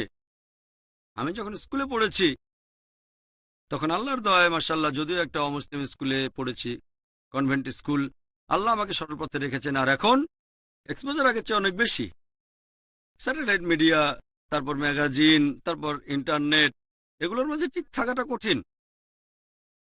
এগুলোর ভিত্তিতে আমি বলবো, যদি কোনো মেয়ে পশ্চিমা দেশে পড়াশোনা করতে চায়, আমি পুরোপুরি বিরুদ্ধে। যদি কোনো ইসলামিক দেশে যেতে চাও, যেমন সৌদি আরব, সাথে মাহারাম, হয়তো তোমার ভাই অথবা তোমার স্বামী অথবা অন্য কেউ যে তোমার মাহারাম, এভাবে গেলে কোনো সমস্যা নেই। এই কারণে আমার মতে এখানে মেয়েরা পেতে পারে বেশি সুযোগ সুবিধা যদি বাবা মার সাথে থাকে। কোনো মেয়ে, কোনো মহিলা যদি পড়াশোনার জন্য বিদেশে যেতে চায়, এটা তাকে আল্লাহ সুবহানাহু ওয়া তাআলার কাছ থেকে দূরে নিয়ে যাবে। আল্লাহ তোমাকে সরল পথে রাখতে চাইলে তিনি সেটা করতে পারেন। এমন না যে ওখানে গেলে বিপথে চলে যাবে, তবে সম্ভাবনাটা অনেক বেশি থাকে। তুমি সরল পথের থেকে সরে যাবে, এই সম্ভাবনাটাই সেখানে বেশি। যেমন ধরো, যদি 4 তলা থেকে লাফ দাও, মরে যাওয়ার সম্ভাবনা কতখানি? 20 অথবা 30%। যদি 10 তলা থেকে লাফ দাও, সম্ভাবনা কত? 90-99%। তবে 100% বলতে পারবেন না, 100% বলতে পারেন আল্লাহ, ঠিক? 99% হলে বাঁচার সম্ভাবনা 1% আছে। তাহলে 10 তলা থেকে লাফ দেই। 100% নিশ্চিত করে বলতে পারবো না, শুধু বলবো সম্ভাবনা বেশি যে তুমি আল্লাহ সুবহানাহু ওয়া তাআলার পথ থেকে দূরে সরে যাবে, ইসলামিক জীবন থেকে দূরে। সেখানকার জীবন ব্যবস্থাটা যেরকম, এমন না যে সেখানে মুসলিম কোনো ছাত্র নেই। হয়তো ফ্যামিলির সাথে আছে, তুমি ফ্যামিলি ছাড়া। ফ্যামিলির সাথে থাকলে সম্ভাবনা কম, তারপরও সম্ভাবনা থেকেই যায় জীবনটাকে নষ্ট করে দেওয়ার। এগুলোর উপর ভিত্তি করে আমি চাই না যে ছেলেরা বাইরে পড়াশোনা করতে যাক। মেয়েদের ব্যাপারে আমি পুরোপুরি বিরুদ্ধে। এ হলো আগুন নিয়ে খেলা। এভাবে তোমার আখিরাতকে অনেক ঝুঁকির মধ্যে তুমি ফেলে দিচ্ছ, অনেক বেশি ঝুঁকি। আর আখিরাতকে ঝুঁকিতে ফেলার চেয়ে লাভ দিয়ে বেঁচে যাওয়াটা ভালো। আখিরাতকে ঝুঁকিতে ফেলা আরো বিপজ্জনক। এই জীবনের চেয়ে আখিরাত অনেক গুরুত্বপূর্ণ। এইসব কারণে আমি উচ্চশিক্ষার জন্য ছেলে অথবা মেয়েদের বিদেশে যাওয়ার পক্ষে নই। আশা করি উত্তরটা পেয়েছ। হ্যাঁ, তুমি প্রশ্ন করো। আসসালামু আলাইকুম। ওয়ালাইকুম আসসালাম রহমতুল্লাহ বারকাতুহু। আমি লেখালেখি করতে পছন্দ করি আর আমার মনে হয় আমি ভালো লেখিকা হতে পারবো। এখন আমি যদি জার্নালিজম বা সাংবাদিকতা নিয়ে পড়াশোনা করতে চাই, প্রথমত আমি জানতে চাই যে একটা মেয়ে কি সাংবাদিকতা করতে পারবে, আর দ্বিতীয়ত এ ব্যাপারে আপনার মতামত কি? ইসলামিক স্টাডিজের তো অনেকগুলো সাবজেক্ট আছে, ইসলামিক লেখকরা কোন সাবজেক্টের উপর গুরুত্ব দেবে? তুমি প্রশ্ন করলে যে তুমি লিখতে পছন্দ করো আর জার্নালিজম নিয়ে পড়াশোনা করতে চাও। এখন জার্নালিজমের ব্যাপারে আমার মতামতটা কি, আর লেখকরা কোন সাবজেক্টে গুরুত্ব দেবে, একটা মেয়ে সাংবাদিক হতে পারবে কি না। আমি আগেও বলেছি যে আমরা যেসব গ্র্যাজুয়েশন প্রোগ্রামের উপর ফোকাস করতে চাচ্ছি, তার মধ্যে একটা হচ্ছে BMM, bachelor of mass media. এই মাস মিডিয়ায় আরও স্পেশালাইজেশন থাকবে, হতে পারে টেলিভিশন, হতে পারে ইন্টারনেট, হতে পারে লেখালেখি অথবা জার্নালিজম। এখন একজন মহিলা সাংবাদিক হতে পারবে কিনা, একজন মুসলিম মহিলা, হ্যাঁ অবশ্যই পারবে। তবে যদি বলো আমি এখনকার দিনের অন্যান্য মেয়েদের মতো সাংবাদিক হতে চাই, তখন সেটা ভুল পথে চলে যাবে। যদি তুমি এখনকার মহিলাদের মতো সাংবাদিক দেখো, বিভিন্ন পুরুষের ইন্টারভিউ নিচ্ছে ইত্যাদি, মেলামেশা, এই অবস্থায় হিজাব পালন করা কঠিন। তবে যদি কোনো মেয়ে ইসলাম ধর্ম মেনে সাংবাদিক হতে চায়, আলহামদুলিল্লাহ, এটা ভালোভাবে সম্ভব। পাশাপাশি ইসলামের নিয়মকানুনও মেনে চলতে পারবে আর ভালো সাংবাদিকও হতে পারবে। এটা খুবই ভালোভাবেই সম্ভব। খেয়াল রাখতে হবে যেন মিডিয়ার জৌলুসে খুব বেশি আকৃষ্ট না হয়ে পড়ো। তবে তার কাজটা অন্যান্য সাংবাদিকদের মতো হবে না। পুরুষদের ইন্টারভিউ নেয়া, হ্যাঁ মহিলাদের ইন্টারভিউ নিতে পারো ইত্যাদি। পাশাপাশি হিজাবও পালন করতে হবে। যদি তোমার লেখার হাতটা ভালো হয়, তাহলে একটা আর্টিকেল লিখো, বর্তমান পৃথিবীর যে কোনো একটা বিষয় নিয়ে লেখো, হতে পারে নিউজ পেপারে অথবা ম্যাগাজিনে। কোনো আর্টিকেল পড়ে প্রতিক্রিয়া জানাতে পারো, তোমাকে ইন্টারভিউ নিতে হবে না। হ্যাঁ মহিলাদের ইন্টারভিউ নিতে পারো, তারপর বিভিন্ন প্রেস কনফারেন্সে যেতে পারো। তবে তোমাকে হিজাব পালন করতেই হবে। তুমি অনেক কিছু করতে পারবে, শর্ত হচ্ছে সেটা সঠিক নিয়মে করতে হবে। 100% সম্ভব না, অন্য সাংবাদিকরা যা করে তার সবকিছু করতে পারবে না, তবে বেশিরভাগই তোমাকে করতে হবে। আর হিজাব পালন করতে হবে। কিছু জিনিস তোমাকে এড়িয়ে চলতে হবে। তুমি বিভিন্ন প্রেস কনফারেন্সে যেতে পারো, খেয়াল রাখতে হবে যেন হিজাব পালন করা যায়। আর্টিকেল লিখতে পারো, তুমি হতে পারো একজন লেখক, ইসলামের বিরুদ্ধে করা বিভিন্ন অভিযোগের উত্তর দিতে পারো, এটা সম্ভব। এবার তোমার প্রশ্নটা যে কোন ফিল্ডে তোমাদের স্পেশালাইজেশন করা উচিত যাতে সাংবাদিক হতে পারো। যেমন মেডিকেলে আছে general medicine, doctor of medicine, MD, তারপর ব্রেন বিশেষজ্ঞ, হার্ট বিশেষজ্ঞ, তারপর কিডনি বিশেষজ্ঞ, এরকম অনেক। কেউ হার্ট বিশেষজ্ঞ, orthopaedics, brain, neurosurgeon, neurologist, heart, cardiologist, cardiosurgeon, urologist, urosurgeon. সেজন্য যদি জেনারেল ব্যাপারে জিজ্ঞেস করো আমাকে, তাহলে বিএ ইন ইসলামিক স্টাডিজ এই কোর্সটা আছে। ইসলামিক স্টাডিজ জেনারেল, শরিয়া আর ফিকা। যদি স্পেশালাইজ করতে চাও, আমি বলবো ইসলামিক অর্থনীতি নিয়ে। আমি প্রমাণ করব যে সুদভিত্তিক অর্থনৈতিক ব্যবস্থা পৃথিবীর জন্য একটা সমস্যা। ইকোনমিক মেল্টডাউন জানতে হবে, এখানে অর্থনীতিতে স্পেশালাইজেশন। তবে এখানেও শরিয়া সম্পর্কে জ্ঞান থাকতে হবে। শরিয়া সম্পর্কে বেসিক যে জ্ঞান সেটা থাকতে হবে। সেজন্য ডাক্তারিতে স্পেশালাইজেশন করার আগে করতে হয় এমবিবিএস। এমবিবিএস করার পরে হতে পারে একজন সার্জন অথবা অন্য কোনো কিছু। সবচেয়ে ভালো জেনারেল এমডি, তারপর ডিএম ইন হার্ট বা ব্রেন। সেজন্য তোমার ইচ্ছার উপর নির্ভর করবে। যদি চাও আমি সবাইকে প্রমাণ করে দেখাবো যে সুদভিত্তিক অর্থনীতি হলো সবচেয়ে বড় সমস্যা। তারপর ইসলামিক স্টাডিজের জেনারেল ব্যাপারগুলো জানার পর বিএ পাস করে স্পেশালাইজ করতে পারো ইসলামিক ইকোনমিক্সে, এমএ ইন ইসলামিক ইকোনমিক্স বা পিএইচডি ইন ইসলামিক ইকোনমিক্স। তোমার পছন্দের উপর নির্ভর করবে এটা। বর্তমান প্রেক্ষাপটে সাংবাদিক হতে চাইলে বিএ ইন ইসলামিক স্টাডিজ সবচেয়ে ভালো। জেনারেল স্টাডিজের পরে স্পেশালাইজেশন করতে পারো, হতে পারে তাফসির, হতে পারে হাদিস। যখন মদিনা ইউনিভার্সিটিতে যাবে সেখানে অ্যাভারেজ আছে 6টা পেপার। যখন পড়বে হাদিস, হাদিসের উপর 4টা পেপার, কোরআনের উপর 2টা। যখন পড়বে তাফসির কোরআন, কোরআন নিয়ে 4টা পেপার, হাদিস নিয়ে 2টা। ইন্টারলিঙ্কড। ব্যাপারটা এমন না যে হাদিস পড়লে কোরআন দরকার নেই বা কোরআন পড়লে হাদিস লাগবে না। হাদিস নিয়ে পড়লে হাদিসে বেশি সময় দেবে আর কোরআনে কম সময়। যখন কোরআনে স্পেশালাইজেশন করবে, হাদিসে যে কোরআনে বেশি সময় দেবে এমন না যে পুরোপুরি বাদ দিতে হবে। দুটোই ইন্টারলিঙ্কড। তারপর শরিয়া, তারপর লোগা, তোমার পছন্দের উপর। তবে যদি সাংবাদিক হতে চাও জেনারেল মিডিয়ার জন্য বিএ ইন ইসলামিক স্টাডিজ সবচেয়ে ভালো। তারপর স্পেশালাইজ করো দাওয়ায়। দাওয়া হলো 2 প্রকার, একটা ইসলাম, মুসলিমদের সাথে আকীদা সম্পর্কে আলোচনা করা, আরেকটা অমুসলিমদের সাথে কথা বলে তাদের মনের ভুল দূর করা। এখানে আমি বলবো জেনারেল মিডিয়ার জন্য বিএ পড়ো, ইসলামিক স্টাডিজ, তারপর দাওয়ায় স্পেশালাইজেশন। কিভাবে অমুসলিমদের উত্তর দেবে, এতে করে ইসলামের বিরুদ্ধে বিভিন্ন অভিযোগের উত্তর দিতে পারবে আর ভুল ধারণাগুলো দূর করে দিতে পারবে। কারণ ইসলাম আর কম্পারেটিভ রিলিজিয়ন খুবই গুরুত্বপূর্ণ। যদি কম্পারেটিভ রিলিজিয়নের উপর ভিত্তি করে উত্তর দাও, সেটা আরো গ্রহণযোগ্য। পবিত্র কোরআনে আল্লাহ বলেছেন, সূরা ইমরান অধ্যায় নম্বর 3 আয়াত 64 বলা হয়েছে, তাআলাউ ইলা কালিমাতিন সাওয়াইন বাইনা বাইনাকুম। এসো সেই কথায় যা তোমাদের ও আমাদের মধ্যে এক। তাই আমার মধ্যে বিএ ইন ইসলামিক স্টাডিজ, দাওয়া আর কম্পারেটিভ রিলিজিয়ন খুবই গুরুত্বপূর্ণ। আশা করি উত্তরটা পেয়েছ।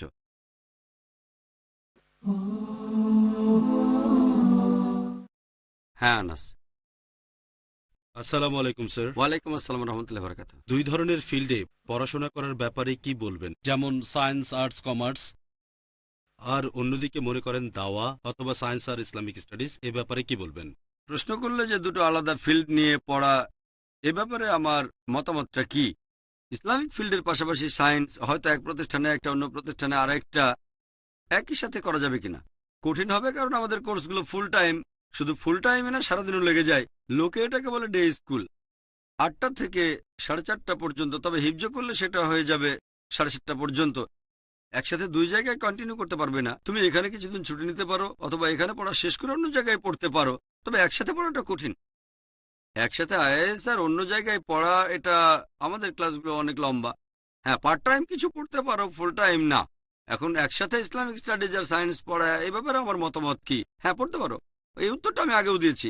ধরো তুমি 12 স্ট্যান্ডার্ড পাস করে মেডিকেল কলেজে ভর্তি হলে, এটা সায়েন্স ফিল্ড, অন্যতম সেরা সায়েন্স ফিল্ড। প্রথমে আছে মেডিকেল, তারপর ইঞ্জিনিয়ারিং। হ্যাঁ, অবশ্যই পড়তে পারো। তবে তোমার প্রধান উদ্দেশ্য হবে তোমার নিজেকে আর অন্যদেরকে আল্লাহর কাছাকাছি নিয়ে যাওয়া। সামর্থ্যের উপর নির্ভর করবে। লক্ষ্য ঠিক থাকলে অনেক কিছু করা সম্ভব হবে। কোনো মানুষ অসুস্থ হয়ে পড়লে যদি কেউ তার ট্রিটমেন্ট করে, তার জন্য, যদিও এটা সত্যি না, দুর্ভাগ্যজনকভাবে তার কাছে ঈশ্বরের পরে সে ডাক্তার। যদিও ইসলামিক ধারণা এমন না, এমনিতে সাধারণ মানুষের কাছে ঈশ্বরের পরে স্থান হচ্ছে ডাক্তারি। ডাক্তার যা বলে ঠিক। ডাক্তার ভালো পেশা, এই পেশায় যাওয়া মোটেও খারাপ না। তবে যদি আমাকে জিজ্ঞেস করো কোনটা বেশি ভালো, যদি আমার ডাক্তার হওয়ার অপশন থাকে ফুল টাইম বা দায়ী, আমি বলবো দায়ী। কেউ বললো ঠিক আছে 5 বছর মেডিসিন পড়বো আমি, তারপর আপনার মতো দায়ী হয়ে যাব। আমি যখন মেডিকেল কলেজে ভর্তি হই তখন জানতাম না দাওয়া নামে একটা ফিল্ড আছে। আমি খুশি যে মেডিকেল পড়া শেষ করেছিলাম। তারপর শেখ দিদাদের সাথে পরিচয় হলো, তোমরা হয়তো জানো। আমি যখন সেকেন্ড ইয়ারে বোম্বের নায়ার হাসপাতালে, তখন দাওয়ার কাজ আমি শুরু করেছিলাম। তারপর যখন ডাক্তারি পাশ করলাম, অনেক সময় হয়তো তোমাদের বাবা মার ইন্টারভিউ নিয়েছি, হয়তো তোমার না অন্য কারো। প্রশ্ন করতাম আপনি কি চান, ছেলে বড় হয়ে কি হবে, মেয়ে বড় হয়ে কি হবে, বেশিরভাগই বলতো ডাক্তার। হ্যাঁ ডাক্তার।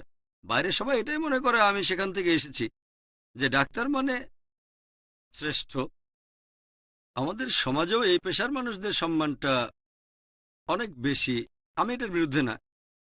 এরপর অনেক বাবা মা বলতো ডাক্তার হবে আর পার্ট টাইম দায়ী। ঠিক আছে, ডাক্তার কেন, ফুল টাইম দায়ী না কেন, আমি চাই ছেলে আপনার মতো হোক।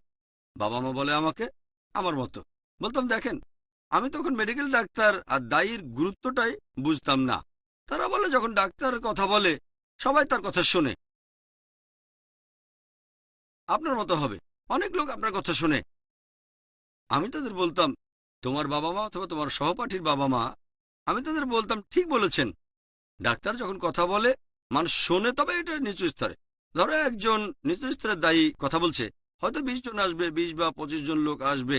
আর ডাক্তার কথা বললে 20-25 জনের বদলে হয়তো 40 জন আসবে। হ্যাঁ আমিও একমত, সন্দেহ নেই।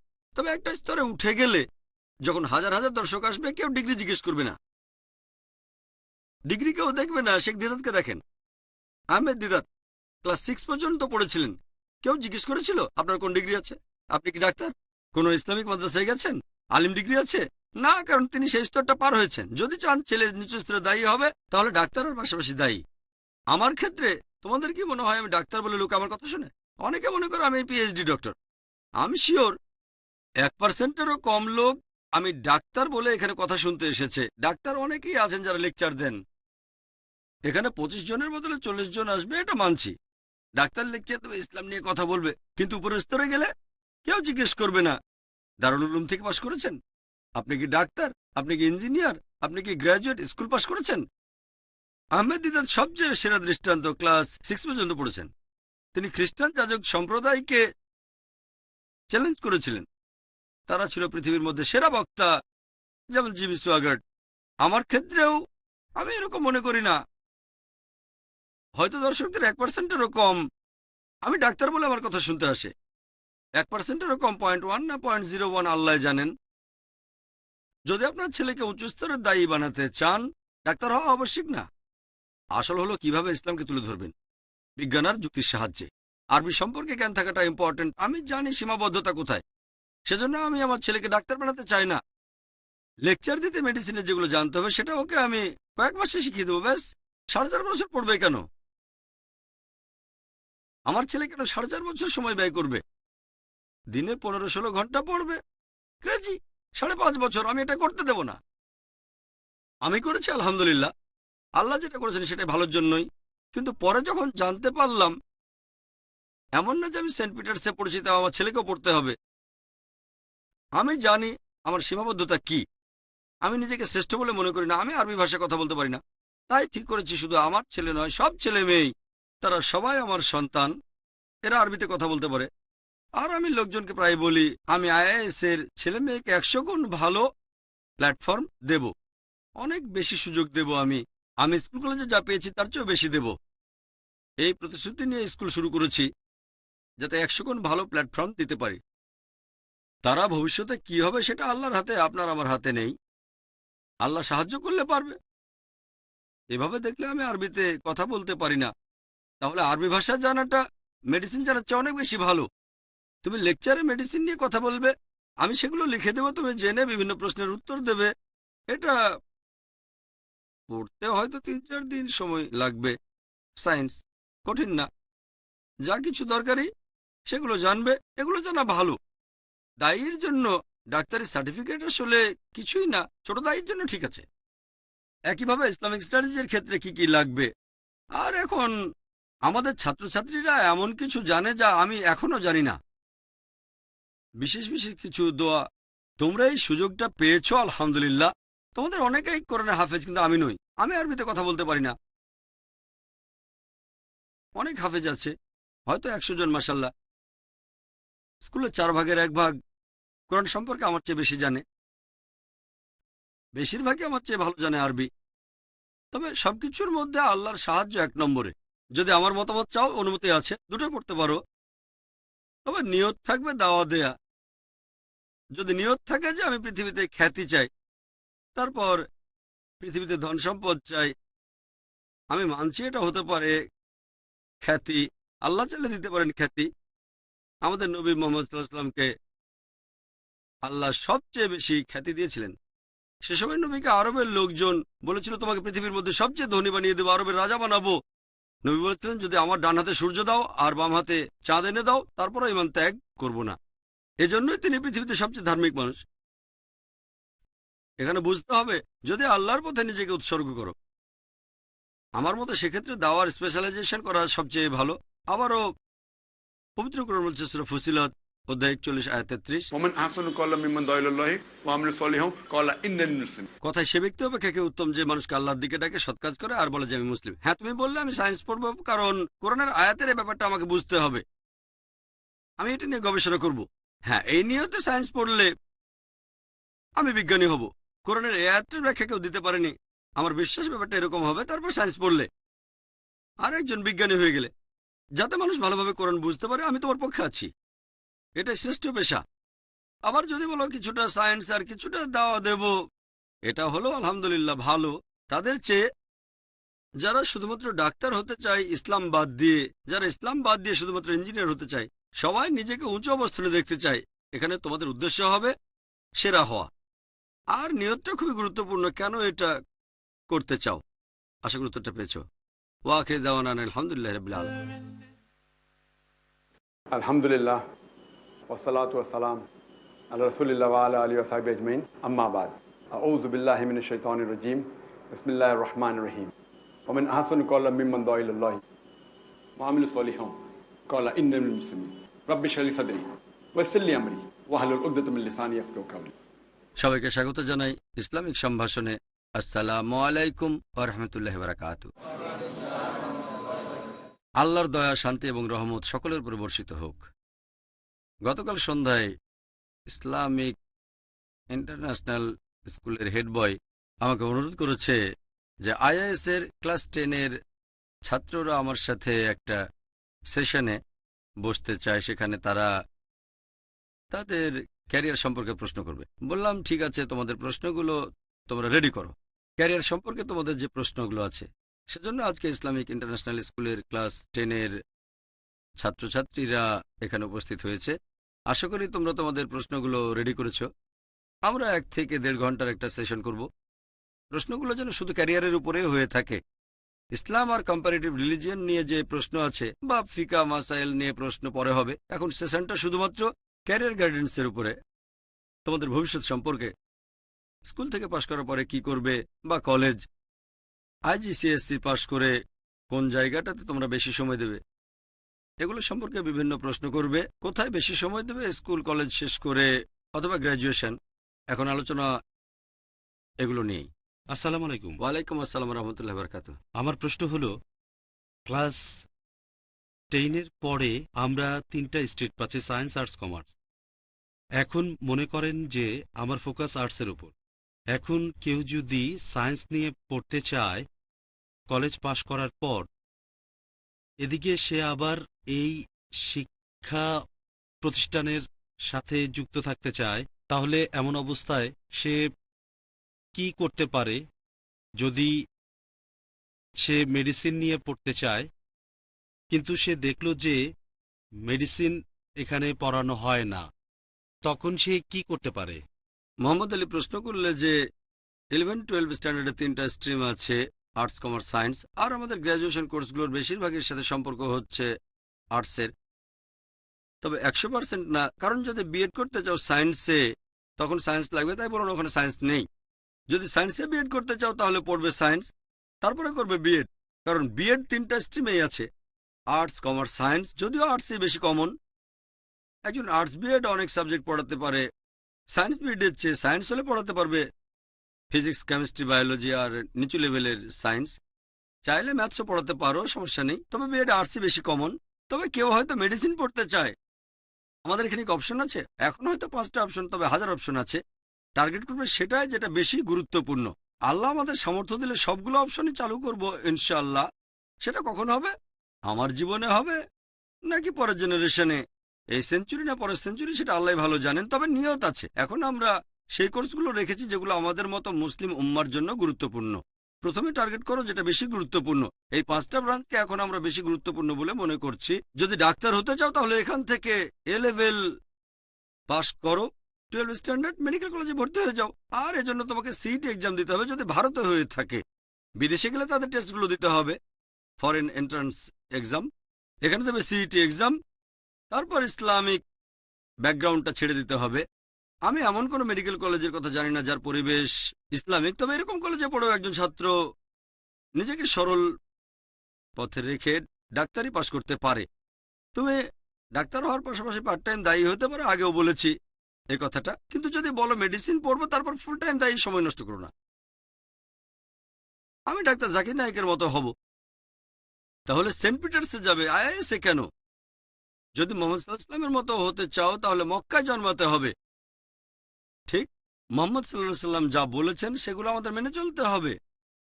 সুন্নাহর ক্ষেত্রে নবী যে নির্দেশ দিয়েছেন সেটা তার আমলের চেয়ে বেশি গুরুত্বপূর্ণ। যদি দুটোর বিরোধ হয়, আমাদের নবীর নির্দেশ আর নবীর আমল, তখন নির্দেশের গুরুত্ব আমলের চেয়ে বেশি। কারণ নবী নির্দেশ দিয়েছেন পুরোপুরি নিয়ত নিয়ে আর পরিস্থিতি বুঝে। আমল সেখানে সমস্যা থাকতে পারে। নবী বলেছেন দাঁড়িয়ে পানি পান করো না, সহিহ বুখারী বলছেন নবী দাঁড়িয়ে পানি পান করেছেন, মানে তখন হয়তো সমস্যা ছিল, তাই নির্দেশের গুরুত্ব বেশি। এখানে আমার আমল দেখলে দেখবে সেন্ট পিটার্সে, তবে আমার নির্দেশ হলো আইএএস বেশি ভালো। আমি নবীর সাথে নিজেকে তুলনা করছি না, তবে যদি আমার মতো হতে চাও, আমার উপদেশ মানতে চাও। একইভাবে আমি মেডিকেল কলেজে গেছি, আমার নির্দেশ হলো মেডিকেল কলেজে যেতে পারো, এটা খারাপ না। সেন্ট পিটার্সেও যেতে পারো, তবে এখানে ভালো হচ্ছে। যদি দায়ী হতে চাও, মেডিকেল কলেজ সবচেয়ে ভালো না। একইভাবে এরকম কিছু ব্যাপার আছে, একটা নির্দেশ আর একটা হচ্ছে আমল। এই আমলের মধ্যেও নবী অনেক কাজ করেছেন যেগুলোকে বলা হয়েছে সুন্নাহ, আর কিছুকে বলা হয়েছে মুবাহ।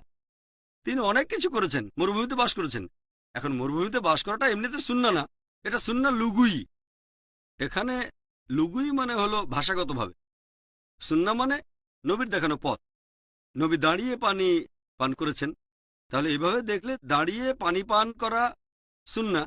তবে ফিকা অনুযায়ী বসে পানি পান সুন্নাহ। দুই টাইপের সুন্নাহ, একটা ফিকা আর একটা হলো ভাষাগত।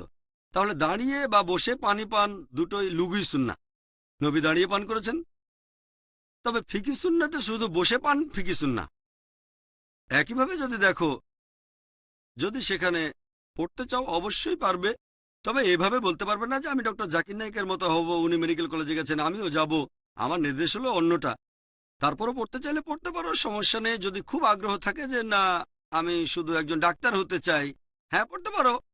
ডাক্তার হওয়া তো হারাম না, এটা ভালো। তবে খেয়াল রাখবে তুমি যদি ডাক্তার হও তাহলে রোগীদের যেন আল্লাহর কাছাকাছি নিতে পারো, তুমি আল্লাহ সুবহানাহু ওয়া তাআলার কাছাকাছি নিজেও থাকতে পারো।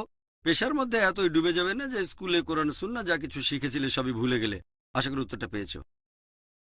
কোনো ছাত্রী প্রশ্ন করবে? হ্যাঁ বোন বলেন।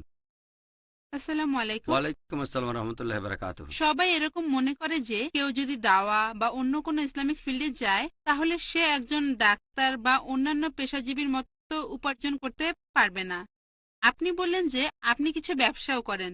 এখন এটা কি সম্ভব যে একজন ফুল টাইম দায়ী হলো, পাশাপাশি আরো কিছু ব্যবসা করলো, যাতে করে সে একজন ডাক্তার বা ব্যবসায়ীর মতো উপার্জন করতে পারে? করতে পারলে আপনি কি বলবেন, সেটা কিভাবে সম্ভব? খুব সুন্দর প্রশ্ন করেছেন। এটা কি সম্ভব যে একজন লোক ফুল টাইম দায়ী হবে আর পাশাপাশি করবে পার্ট টাইম বিজনেস? আমি যেমন করছি।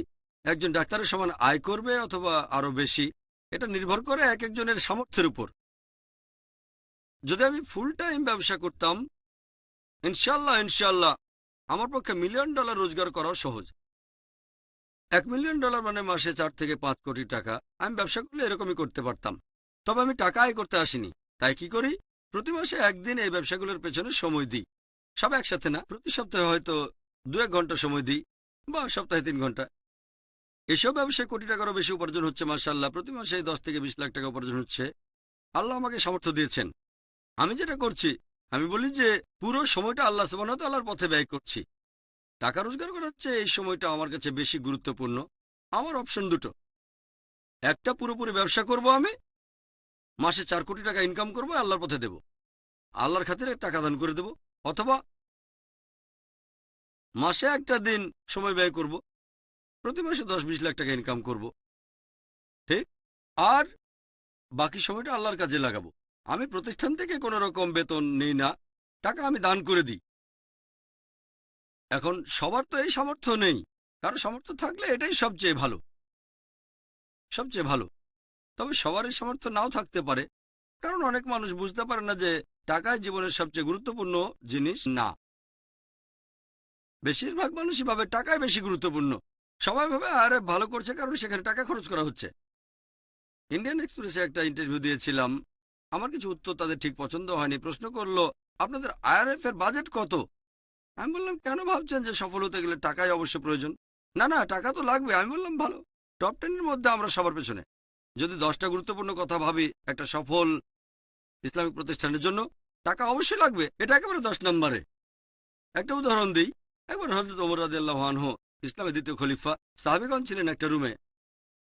তিনি প্রশ্ন করলেন, তোমরা কি এ ব্যাপারে আল্লাহর কাছে দোয়া করছো যে যাতে রুমটা ভর্তি হয়ে যায় আর রুমটাকে আল্লাহ তাআলার কাজে তোমরা ব্যবহার করতে পারো?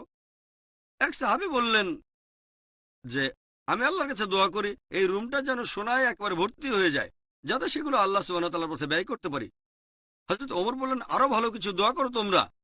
আরেকজন সাহাবী বললেন, আমি আল্লাহ সুবহানাহু ওয়া তাআলার কাছে দোয়া করি এই রুমটা যেন রুবি, ডায়মন্ড আর দামি পাথরে ভরে যায়, তারপর সেগুলোকে আল্লাহ সুবহানাহু ওয়া তাআলার পথে ব্যয় করব।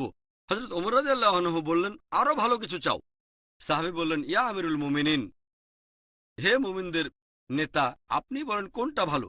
তখন হযরত ওমর রাদিয়াল্লাহু আনহু বললেন, আমি আল্লাহ তাআলার কাছে দোয়া করি যেন এই রুমটা একেবারে ভর্তি হয়ে যায় দায়ীতে, যেমন মাহাজ ইবনে জাবাল, আব্দুর রহমান বিন আউফ, যাতে করে আমি তাদেরকে আল্লাহর পথে নিয়োজিত করতে পারি। পার্থক্যটা দেখেন, তারাও সাহাবী। এটা ভুল না যখন তারা বলছেন আমি চাই সোনায় ভরে যাক। বলছেন না যে সোনা পেলে পরিবারের কাজে লাগাবো আমরা, তারা বলছেন আল্লাহর কাছে দোয়া করছি যাতে পেলে আল্লাহর পথে ব্যয় করতে পারি। এখানে নিয়তটা ভুল না। এক সাহাবী বললেন হীরা আর দামি পাথর। এর আগে এক সাহাবী কি বলেছিলেন, আমি আল্লাহর কাছে দোয়া করি যেন রুমটা পুরুষ আর মহিলা দায়ীতে ভরে যায়, যেমন মাহাজ বিন জাবাল, যাতে করে তাদের সবাইকে নিয়ে ইসলামের বাণী প্রচার করতে পারি। সফল হওয়ার জন্য টাকা থাকাটা একমাত্র শর্ত নয়। আমাদের নবী কি রেখে গেছেন? তিনি ধন সম্পদ রেখে গেছেন সাহাবীগণকে।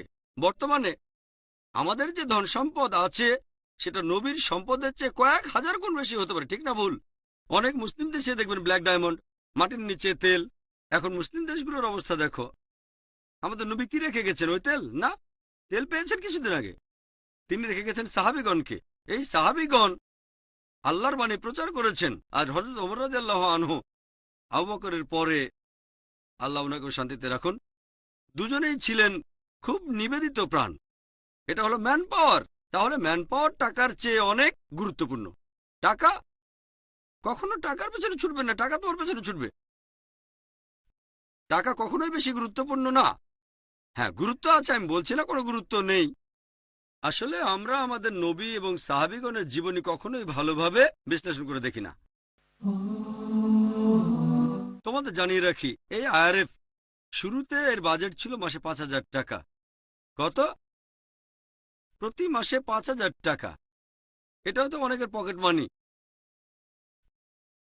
আমি বাবাকে বলেছিলাম, তুমি তো লাখ লাখ টাকা দান করছো, আমাকে প্রতি মাসে 5,000 টাকা দাও, তুমি তো তোমার ছেলেকে চেনো, আমি তোমাকে ঠকাবো না, আমি ভুল করতে পারি।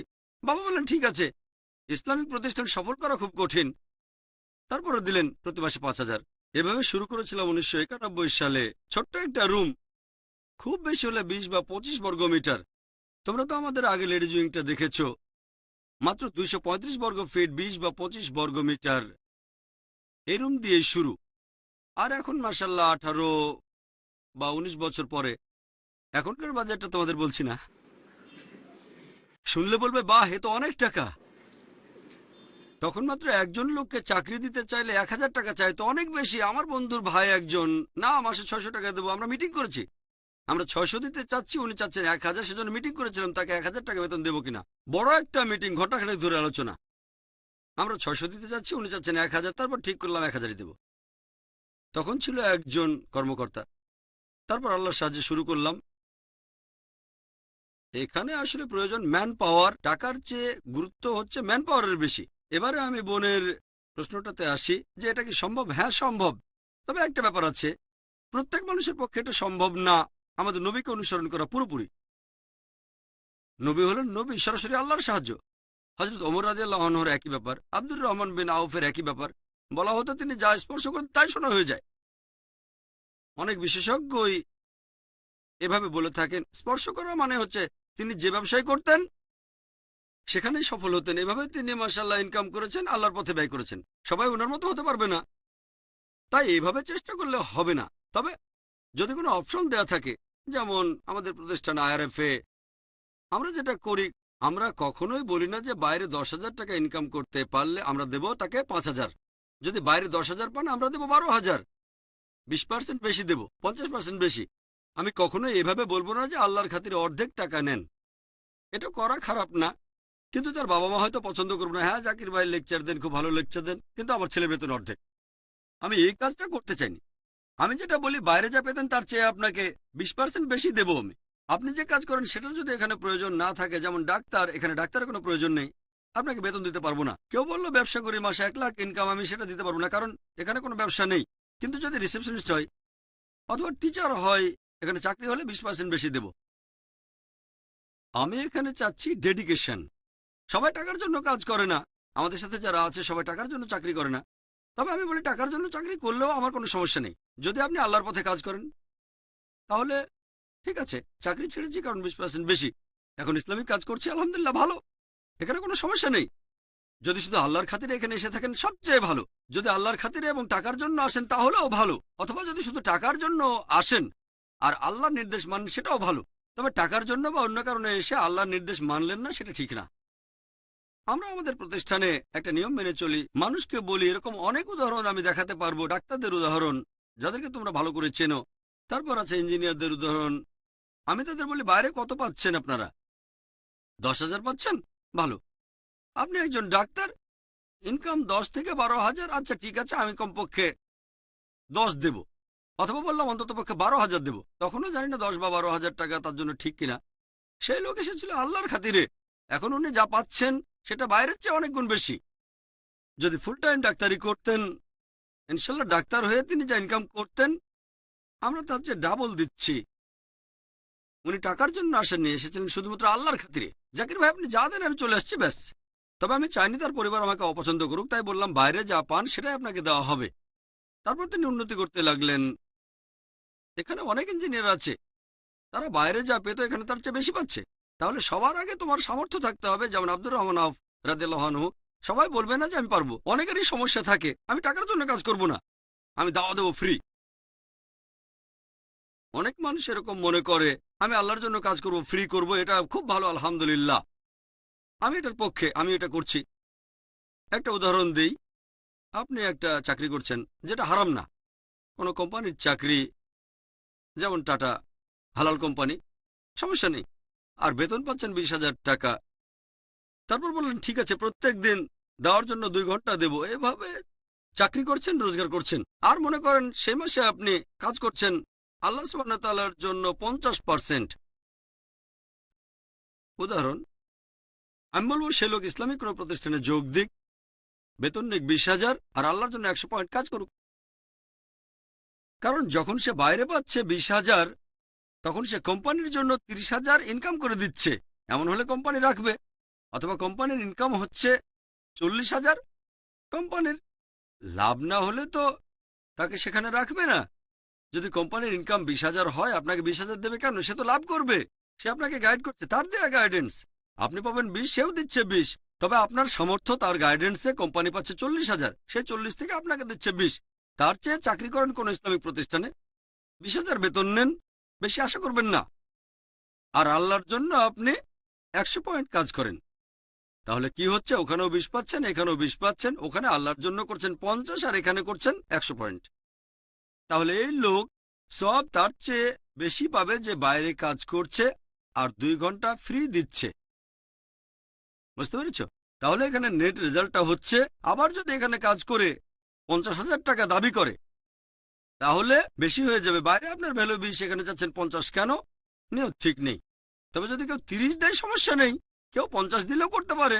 কিন্তু যদি দাবি করে, ভালো করেই জানে তার ভ্যালু 20, তার মানে সে এটা করছে শুধু টাকার জন্য। যদি শুধু টাকার জন্যই করতে আসে তাহলে সে আখিরাতে সওয়াব পাবে না। কিন্তু যদি দুটোর জন্যই আসে, হয়তো আল্লাহ দুটোই দেবেন, ইহকাল আর পরকাল। তাহলে একজন ভালো দায়ী, ভালো মুসলিম বা ভালো মুসলিমা বলবে বাইরে আমার ভ্যালু এক্স। যদি সেটাই দাবি করে তাহলে ঠিক আছে, একই ধরনের কাজ। কিন্তু যদি দাবি করে 2x বা 3x, 1.5x, ঠিক নেই। আপনাকে যে চাকরি দিচ্ছে সে যদি বেশি দেয় সেটা তার ব্যাপার। এখন অনেক মানুষের হয়তো এরকম সুযোগ নেই। কারো আছে, যেমন আব্দুর রহমান বিন আউফ রাদিয়াল্লাহু আনহু, অথবা সেই আমলের সাহাবীগণ বা মুহাম্মদ সাল্লাল্লাহু আলাইহি সাল্লাম পার্ট টাইম কিছু করতে পারতেন। কারো হয়তো আছে। যদি সেই কাজটা করার চেষ্টা করেন তাহলে কি হবে? আগে হয়তো আল্লাহর জন্য 100 পয়েন্ট কাজ করতেন, এখন করবেন 10 পয়েন্ট আল্লাহর জন্য। অনেকে বলে, ভাই জাকির, আমি ভলেন্টিয়ার হব। ভলেন্টিয়ারদের বোঝাতে আমার সময় নষ্ট করতে হবে। আমার সময় গুরুত্বপূর্ণ, তাই বলি ভলেন্টিয়ার লাগবে না ভাই, দরকার হলে জানাবো। বিভিন্ন কনফারেন্সে আমাদের ভলেন্টিয়ার প্রয়োজন হয়, তখন অনেক ভলেন্টিয়ার থাকে, তখন নেওয়া যেতে পারে। কিন্তু রিসেপশনিস্ট হিসেবেও কি একজন ভলেন্টিয়ার রাখবো? একদিন একজন, তারপরের দিন আরেকজন, তারপরের দিন আরেকজন। প্রফেশনাল কাজ এভাবে হয় না। নিচু স্তরও হতে পারে। এরকম করেছি যখন ছোট ছিলাম। বাজেট 5,000, একজন কর্মকর্তা, তখন অনেক ভলেন্টিয়ার ছিল। তবে ভলেন্টিয়ারদেরকে আমার সাথে সাথে রাখতে গেলে তাদেরকে সময় দিতে হবে।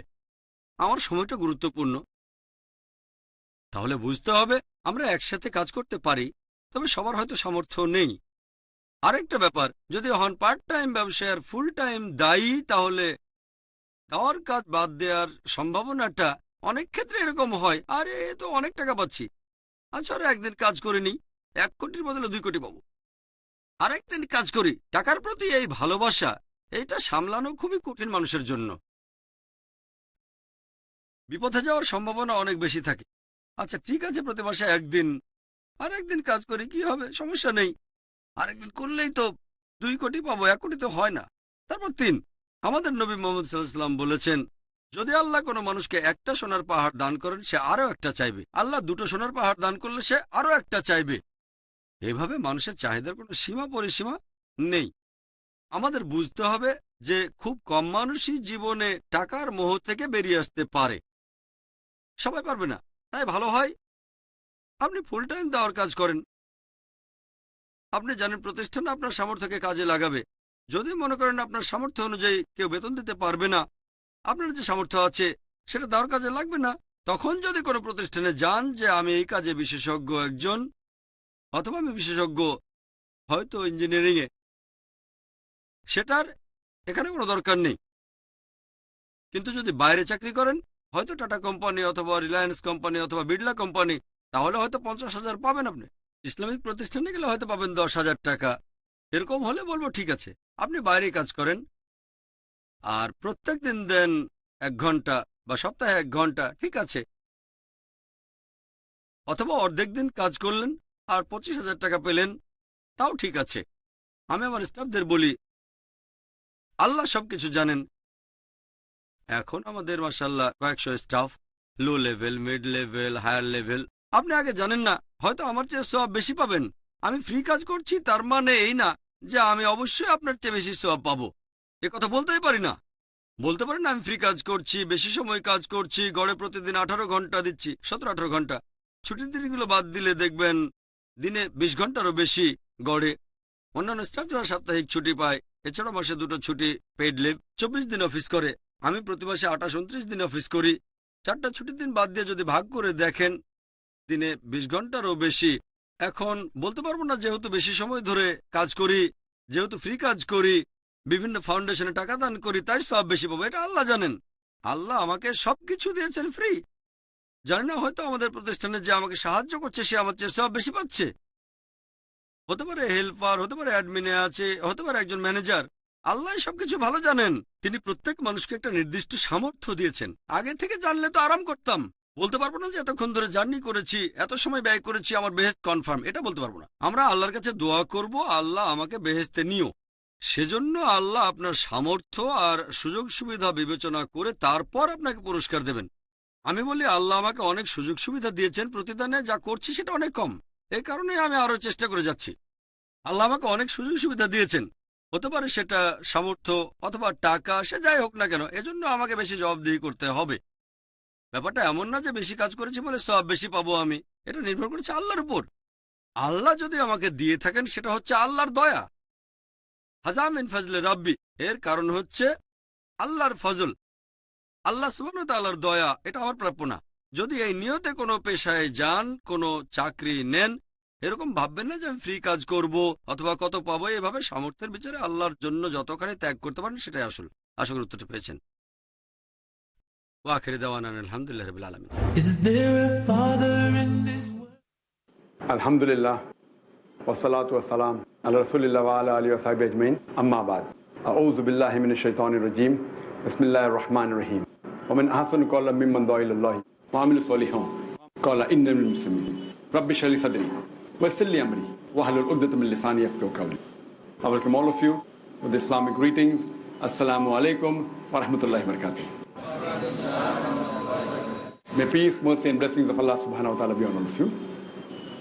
Yesterday evening, I received a request from the head boy of the Islamic International School saying that the students of 10th standard require a session with me and they'd like to ask some queries regarding career guidance. I told them, okay, fine, you can prepare your questions, whatever queries you have regarding career guidance. And that's how we have this session of the 10th A and B, the girls and boys of the Islamic International School. So I hope you all have prepared your questions regarding career guidance. See to it that the questions are limited to career guidance only. Any other questions on Islam and comparative religion, anything else on fiqh masal can be asked later on. So this session is exclusively regarding career guidance, regarding your future, what you should do after passing school, maybe college, after passing IGCSE, where you should spend your more time. So any information regarding that, we have to spend more time after finishing your school, college, or graduation. So the session is mainly based on that. Any boys have any questions? Yes, Farid. Assalamu alaikum. Wa alaikum assalam wa rahmatullahi wa barakatuh. I have a question which has 3 parts. 3 parts linked together. First is that regarding Arabic, as far as Arabic is concerned, we have done Arabic, but as far as IGCSE is concerned, we have to write a lot of essays. So we've not practiced much on that because we've not written too many essays on that. So how will we go about that? And the second thing is regarding Islamic studies. As Kalim was telling that we will have regarding history of Islam. So when will we start that portion and what will we do exactly and when will we start? So if we start that, will we stop the other things? And the third thing is after 10th or 12th or whatever, there'll be 15 students like from our school, like from the boys. So if some leave, so then so less will be left to go in BA and whatever, to go in this mass media and then how will it? Farag had 3 questions. All 3 are very good, very concerning. The first question that what Arabic we learn compared to IGCSE is more about writing essays, etc. What it's talking about, the Arabic we learn in IIS in our school is more of Fusa Arabic, the pure Arabic of Quran and Hadith. What Arabic is taught in IGCSE is more of a colloquial Arabic. Now to understand Islam, knowing Lugha Fusa is more important. Normal person who knows colloquial Arabic may understand a small percentage of Quran but not in depth. What we have taught you is to make you understand the Lugha Fusa. So you understand the Quran and Hadith directly. So compared to colloquial Arabic, for example, Moya, Mai is pure Arabic, Moya is colloquial Arabic for water. So you have done Mai, which is part of the Quran. Moya, so what is Moya? So then it is adaptation, like slang you say. If you learn pure English and slang English, for example, in America, if I say pig, what do you know of pig? Pig means khanzir. Khanzir. Pork is the flesh of pig. But the slang in American, pig means a cop. Cop again is the slang, which cop you know? Cop is the slang for police here and in UK. But the slang for a policeman in USA is pig. So now you know pig also means a policeman. Now you know certain slang, but you may not know all the slangs of America. So their American English differs than British English. But because they're learning English, you even know the normal slang languages that are used, acceptable slang. Some slang is absolutely gutter language which you may not be knowing. And that's good. So normally that is colloquial Arabic, is somewhat like a slang. It's a dialect which may not be gutter, but acceptable how language has developed. So that's the reason this is an additional subject. Whether you pass or fail, we are happy that you understand the Quran directly. You hafiz the Quran, more than 100 Huffaz, mashallah. You understand the Quran directly, and we are proud to say that more than 100 students in our school, from the age of 10 to 15 to 16, mashallah, besides being Hafizul Quran, besides being Huffaz, they understand the Quran, what they have memorized. More than 90%, alhamdulillah. That is far superior than colloquial Arabic, because you are more tuned towards understanding Quran. So there in the colloquial Arabic, they may ask you, okay, when you go to a fundak, when you go to a hotel, fine, write a letter to the manager of the hotel, what things you like in the hotel. Not that you won't know, but you are not used to, you are more used to about Islam, etc. So the words used over there for the bed, for the tap is not working, or the flush will not come in the normal Lugha. It will be there, but you're not used to it. Coming to the second question regarding Islamic studies. In the Islamic studies, as I told you, what Islamic studies we learn in school is more getting you closer to Allah subhanahu wa ta'ala. Most studies of Quran, say Hadith, lifestyle of the Sahabas, stories of the Prophets. There, the Islamic studies is general, even talking about the Muslim culture. Now, what have you got to do Muslim culture? Muslim culture is different and Islam is different. But there, it is part of Islam, what you have studied here, but even part of Muslim culture. How do the Muslims live in UK, and what is the culture, and what they do, and what are the different sects, and what are the different things, how do they celebrate Eid? You may know how Eid is celebrated in Quran Sunnah, but you may not know how Eid is celebrated in UK or India. So what happens, you will have to learn something extra.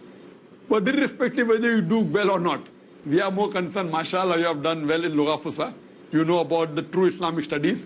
Therefore I say, when people ask me, I want to do Islamic studies, BA Islamic Studies, Bombay University, MA Islamic Studies, I said, what do you want to do? Do you want to come closer to Islam or go away from Islam? There they teach more about the Abayad and the Umayyads and this and that. It will take you more away from Allah subhanahu wa ta'ala. They discuss more about politics. If you want politics, the best politician, mashallah, Muhammad sallallahu alaihi wasallam, the most influential person. But they deal more with this and that and with history and with culture. Then PhD in Islamic studies. Even if you are BA in Arabic language, I am sure that you will speak better Arabic than those who have got BA degree Arabic in the Bombay University. Inshallah. The students of 8th, 9th and 10th will be able to speak Arabic better and far fluently than a BA Arabic of Bombay University. This is Arabic. So what? We are training you more to get closer to Allah. At the same time, knowing colloquial Arabic is not haram. Yes, when you are learning Islamic studies, will you stop the other thing? Yes. You will have to not stop. The percentage will reduce. The percentage what you are reading about the Hadith, Sahih Bukhari, Bulugh al-Maram, the Seerah of the Prophet would reduce, so that you even know the other thing, which is good.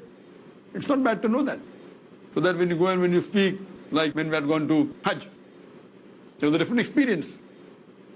That mashallah, few students who were Huffaz, we took them for Hajj, and the way they spoke Arabic, the Saudis were shocked that the parents can't be Indian.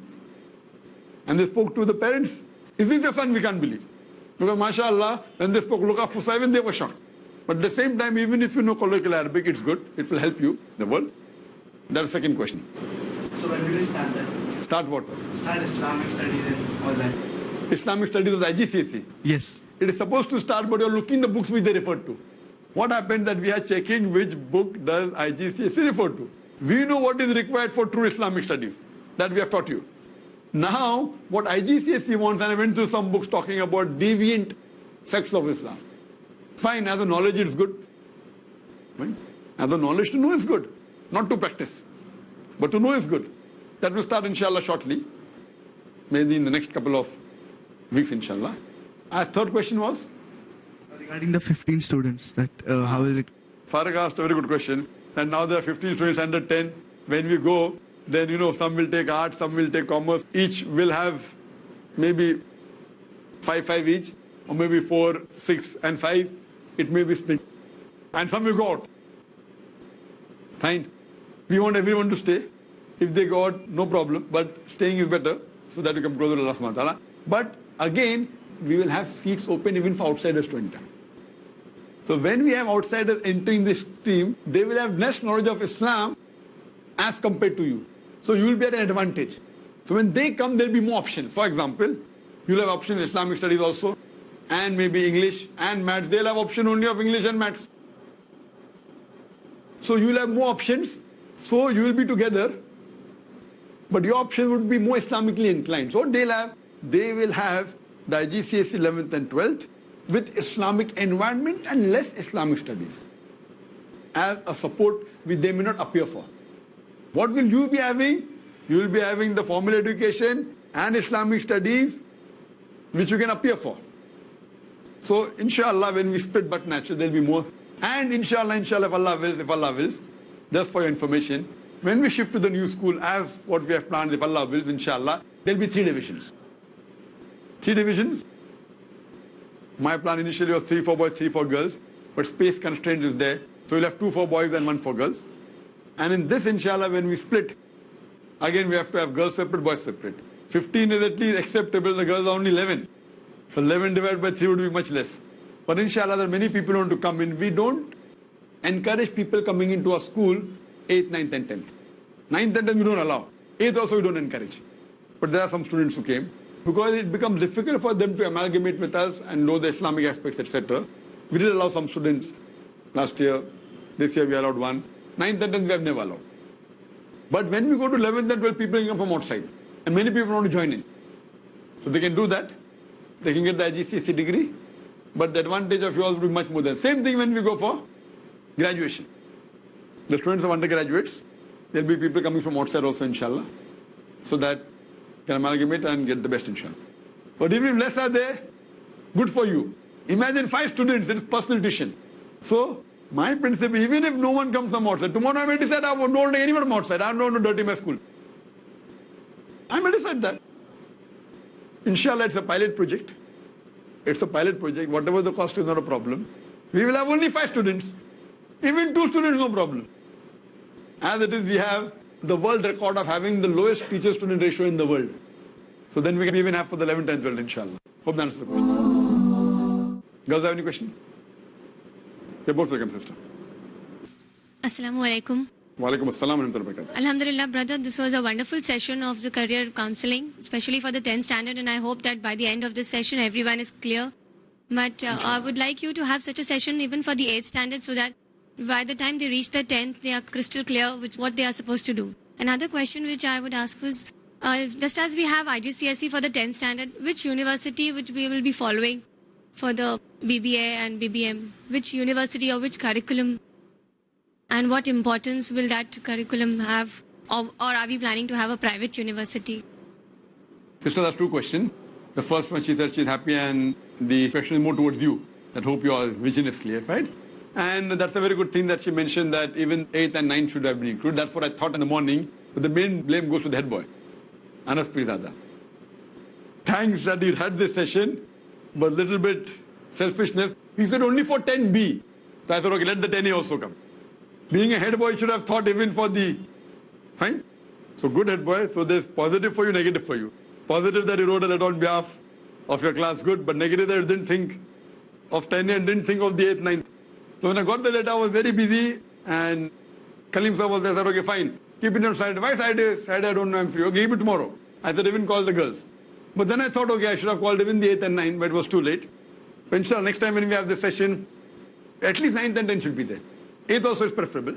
So inshallah, next time when we have, we'll have 8th, 9th and 10th together so that they get what is required for career counseling.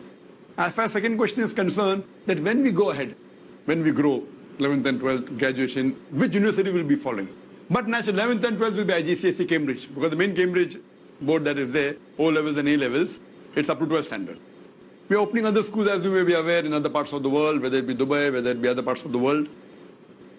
Plans London, inshallah, after the ban is reversed. Inshallah, Allah will within the next couple of months, inshallah. So coming to that, in the other parts of the world, we have options of even IB International Baccalaureate for the schools up to 12th standard, because each country has preference which is better. I felt that for India, IGCSE is better, but we may even go for IB. When we pass standard 12, there are various options. There are many universities. Many universities can be affiliated to UK, to Australia, to Canada, to USA. The option is vast.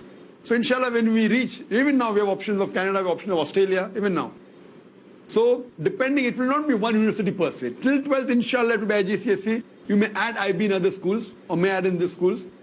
But after 12, the option is there. So maybe we'll take mass media from one university. Maybe B.Ed from, most probably would be from here. It can be from foreign. We haven't done a survey so far. But I know and I'm aware that there are mass media universities which are affiliated to America, which is very easy. To get affiliated very easy, as long as you give the fees, it's very easy. But we are relying more on our resources. That our people, mashallah, who are in the media would be teachers. You know, our director also, inshallah, is our way. I would be a teacher of the direction. So, and one thing advantage we have, the equipment we have, mashallah, because of the activity we have, the practicals you'll get, inshallah, will be better than any film industry in India, at least, inshallah. The equipment we have, the training that we get, inshallah, will be far better, will be halal and Islamic, point number one. With that, the equipment that we have, the best of cameras that no one in India has, the best of equipment, the best of computers, smoke machine. Smoke is not smoking, huh? Smoke is a computer machine which is of a high-end compositing. Smoke, then luster machine, then Avid machine, DS10. All these are top-end machines, the cameras that we have. High definition, 444, 422, you learn inshallah. So we in Dawa training, there's a one level, the second level, third, fourth level goes to a high level. So therefore, people think that Dr. Zakir Naik 80% with books. How much time you spend with books? There was the time I used to spend time, but now believe me, I hardly read books. I spend more time in administration rather than giving lectures. On average, that is part of the earlier question my sister asked. For your knowledge, I spend more than 70 to 75% of my time in administration. For delivering lectures, maybe less than 10. Studying maybe 5%. Another 10% maybe doing other social activities of, other thing. Administration in school comes part of it. I'm more involved in school administration because my wife always tells me that Zakir, you spend so much time in administration, stop all this, give more number of lectures. So I will agree with you. Now maybe I might have given on 100 different topics. Maybe 100 or maybe 200, whatever it is. If I agree and stop my administration, maybe I'll give 1,000 topics. But I tell her that giving 100 topics, lectures maybe more than 1,000, but 100 to 200 topics, and letting one lecture be equivalent to 1,000 lectures better than giving only 1,000 lectures. If I give 1,000 topics, one lecture is equivalent to one. With administration, with the satellite, with the media, 100 million people are watching. So if one lecture is equal to 1,000 multiplied by 100 becomes 100,000. So net result is sawab is more, reach is more, people are coming closer to Islam. One is not 1,000 if you're on the satellite and one is equal to 1,000,000, inshallah. Normal lecture 100, 200 people come. So what we realize, because administration is required, if we don't have administration in organization, therefore Jama is always important. Jama is very important. So I spend more time, I am involved in everything except medicine, what I was trained for. I'm involved in accountancy, I'm involved in interior, I'm involved in direction, I'm involved in shooting, I'm involved in editing, you name it, it's there except for medicine, now that also I got involved. Though I hate it, I love it also. I hate it because I would never do it if someone even paid money for it. The water is clogged, require a plumber. We have got architects. We have got management experts. Sometimes, ignorance is a bliss. Saying ignorance is a bliss. But because of my nature, I get involved into anything, into accountancy and everything. I want to put my 2 pice bit, which turns out to be a big amount. Because of this, what has happened, that the impact is very important. So, getting involved in other things, the result comes out better and the sawab will be better. Though I hate it. I hate doing it, but I love it because it's for sake of Allah subhanahu wa ta'ala. So if you do a thing which you hate, for the sake of Allah, you get multiple times more sawab than if you do because you like it. So most of the things I do, I hate it. Lectures I love. Dawah lectures I love. Question and answer session I love. What I'm doing now I love. But this technical thing, voice is not correct, high frequency, low, I hate it. But I'm doing a thing which I hate because for sake of Allah, the results are much more. So it takes you on a different level, on a different platform. That's the reason Dai doesn't mean only having Islam. That's the difference, that though I haven't gone to Darul Ulum, I haven't studied Islam like the way you have studied. But because with this Allah has helped me in getting involved and meeting other people, the answers that you give out, so Dai doesn't mean only going to Darul Ulum. The more you see life outside, the more you interact, the more will you be able to answer better. Therefore, I take my son abroad. It is 2 in 1. Enjoyment is less, to know the world. So that when they interact with the world and when they answer question and answer session, they will be on a better platform.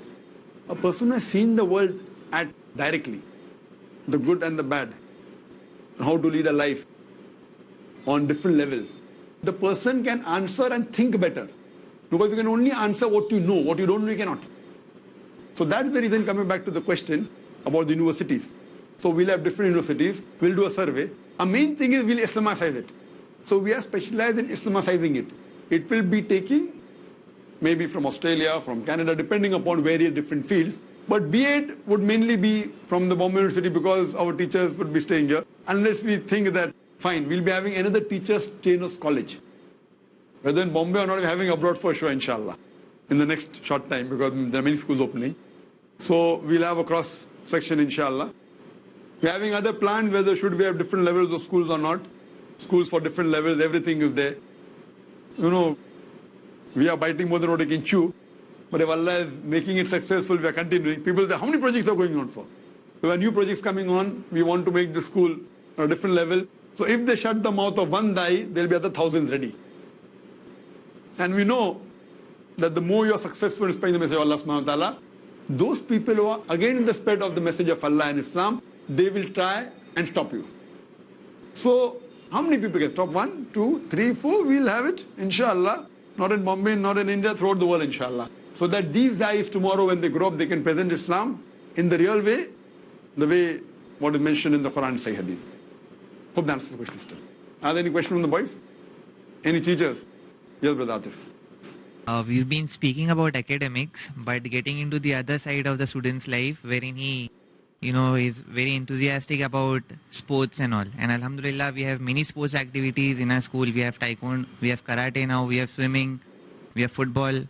But what I've noticed in the last 1 year is that, all these sports activities, our students, they're just doing it for the sake of fun.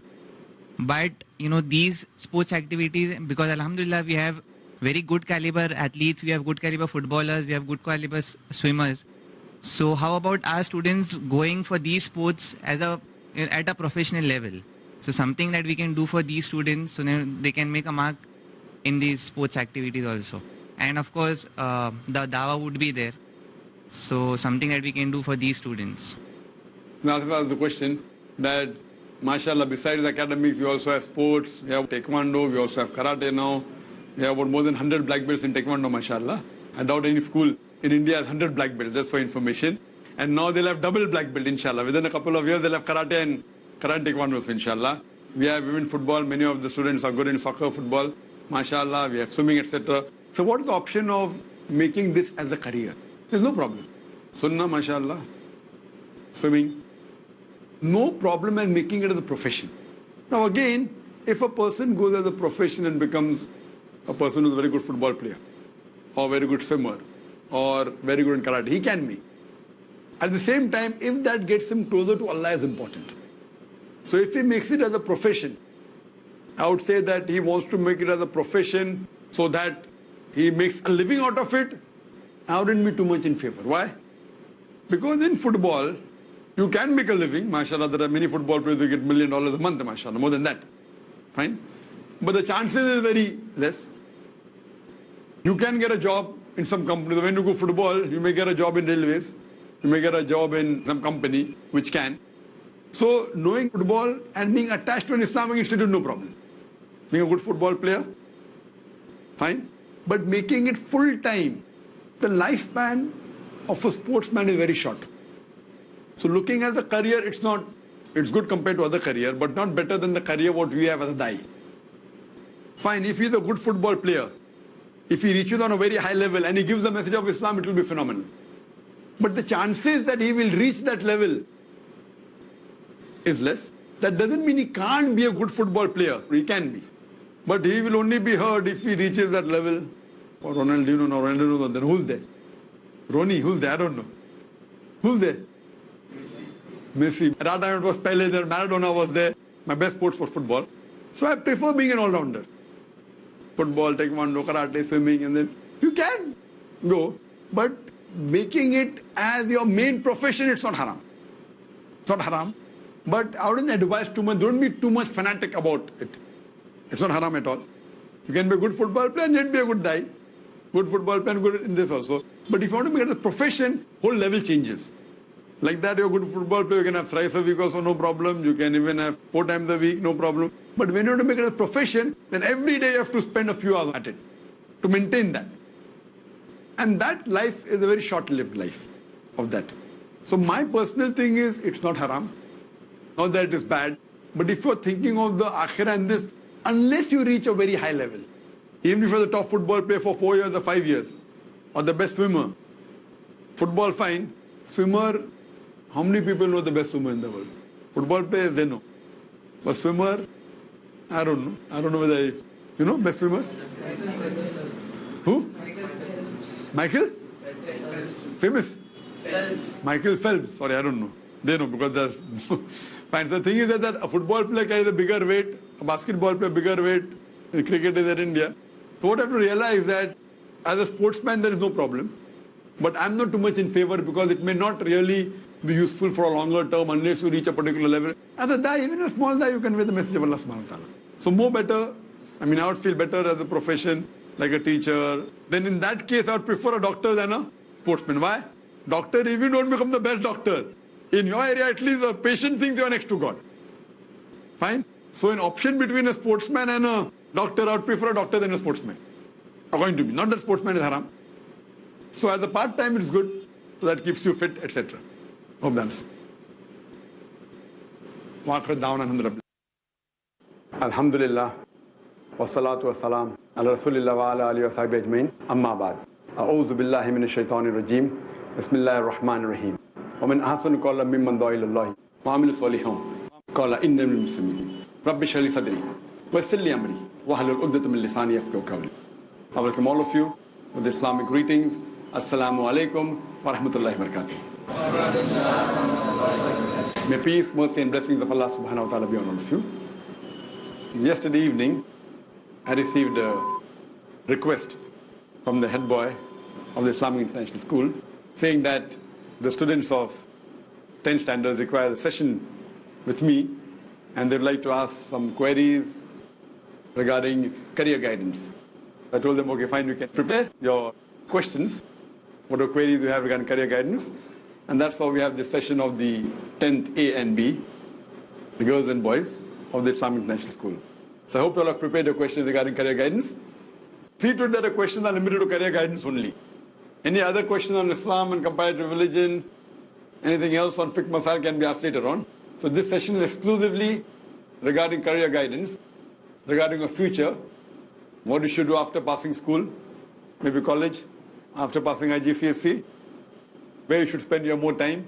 So any information regarding that, where you have to spend more time after finishing your school, college, or graduation. So the session is mainly based on that. Yes, Mr. Muswak. Assalamu alaikum. Wa alaikum assalam wa rahmatullahi wa barakatuh. Sir, Alhamdulillah, as a teacher, I get opportunity to speak to the parents as well as the students.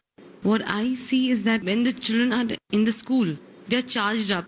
They want to work in the cause of Allah subhanahu wa ta'ala when they see the current scenario, what is happening with the Muslims and what we should do. But back home, maybe there's a pressure of becoming a doctor, becoming an engineer, or so on. Now, putting this question very straightforward.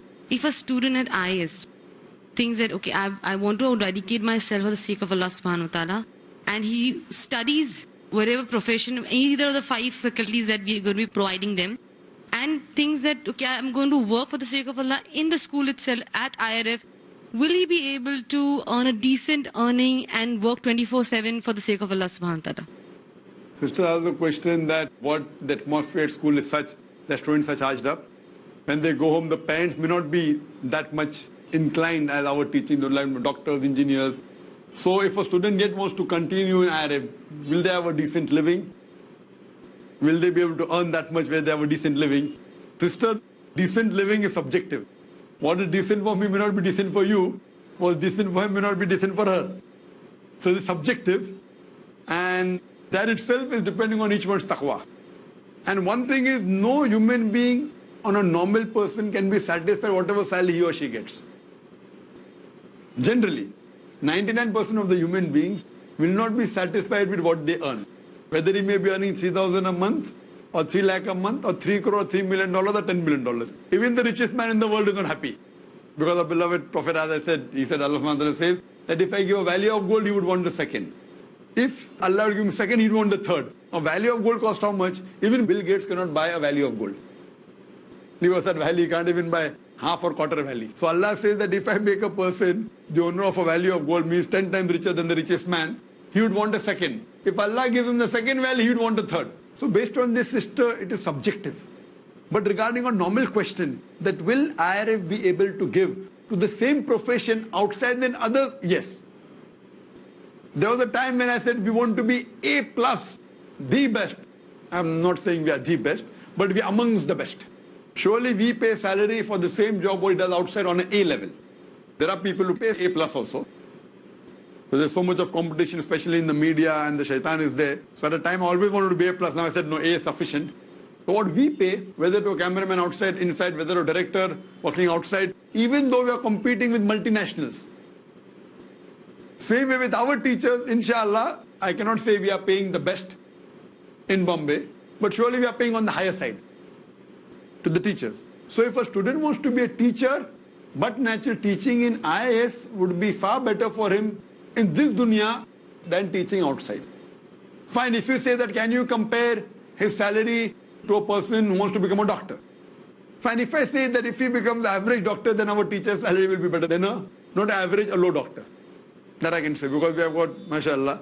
Because if our students, if you fail to realize that what we pay now, what we pay to dais, the high level dais, is much more than an average doctor what he earns in Bombay. We are paying to a high dais much more than an average engineer. But if you compare to the best engineer, then but natural. You cannot pay him that much as the best engineer. So based on that, alhamdulillah, he can very well sacrifice even his medical profession in terms of money. In terms of sawab, you cannot compare. The sawab of a dai is far superior. And as we are growing, now when we go to the new section, but natural, the whole scale also keeps on changing. And as mashallah, Allah is helping us, what we are seeing, we want to give a platform in which deen and dunya is more. And what we realize that all those who are being paid hashed in our organization, they never demand. The top 5 in our organization who are being paid, mashallah, big, not the school, being paid more than ₹1,00,000, none of them demanded. And I'm sure of it that even if we give them half, they will not leave the organization. But these are the pillars. These are the pillars. So what we realize, because they've got so much involved in the field of Islam, they aren't working for money. But just because they're not working for money, I cannot be unjust and say, okay, theek hai, isko आधा भी देंगे तो रहेगा तो आधा दो ना. So many people say, Zakir, why are you giving so much? I say, because they deserve it. Not that we have extra money, because they deserve it. So if you take one step in the way of Allah, Allah will take 10 steps in your way. Deen and dunya both, alhamdulillah. So we have gone to a professional level, unlike that. It's not like you sacrifice everything, then only can you do the work of Allah. So, mashallah, yeah, there are the sacrifices. So normally I feel that once we grow, and we are growing, alhamdulillah. But the main thing is, I would not want them to say that because IRF is giving a good salary, therefore we want to work in IRF or IS. I want them to come for sake of Allah. So Allah gives them this deen and dunya also. Because Allah says in Surah Hud and many other verses that if you do it for akhirah, Allah will give akhirah in this world also. If you do it for this world, Allah will give you in this world but will not give you in akhirah. And the best example is me. You know, mashallah, we had a lucrative business. Our 50% partner, we set up the diagnostic center. I left it, my parents gave me permission. Fine, no problem, what will you do? We'll earn less. Mashallah, we are earning much more in that business even after I left. I'm doing other business, there also we are getting mashallah. So Allah is giving.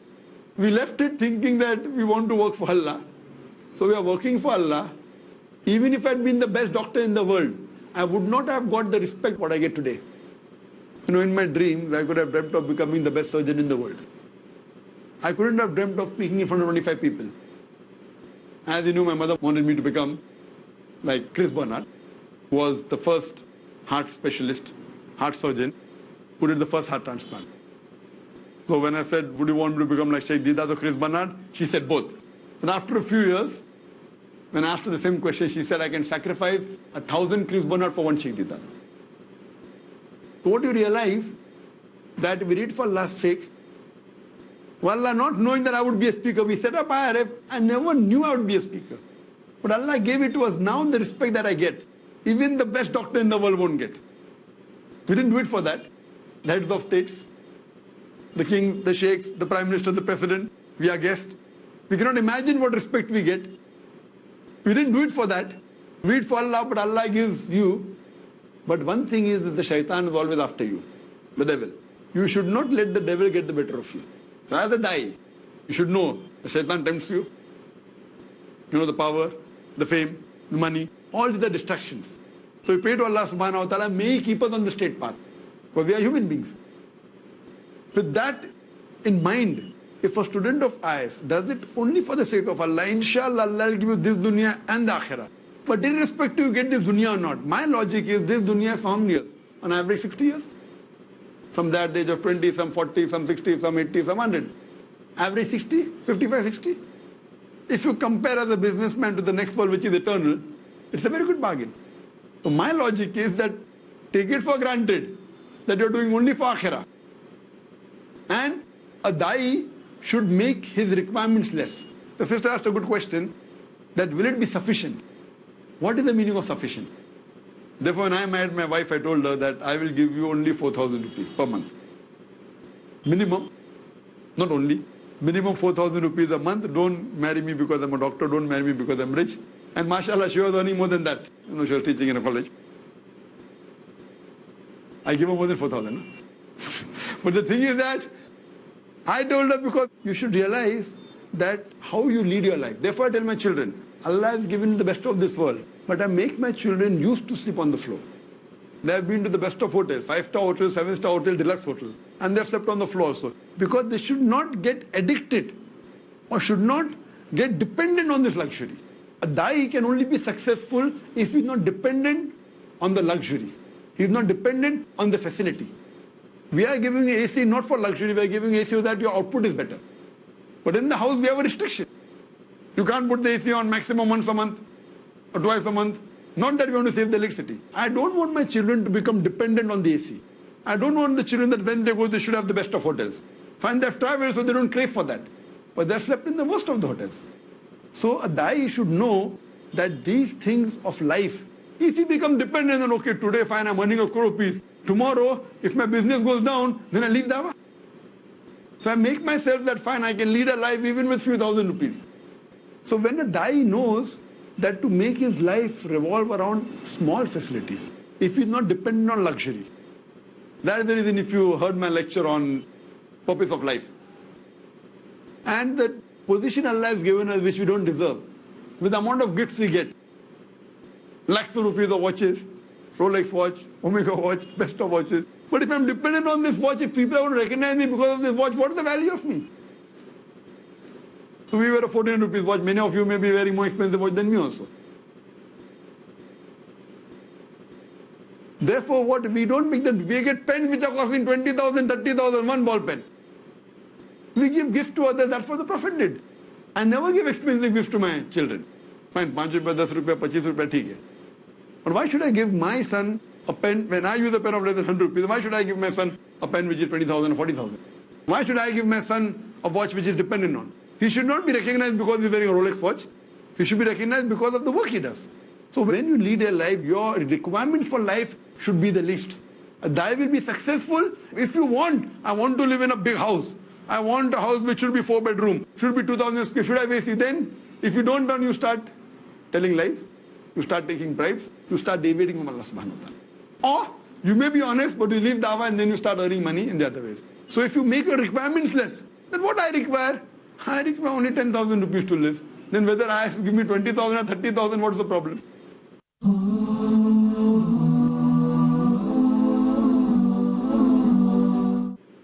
See, in our organization, we have helpers earning 4,000 rupees. They're leading a life.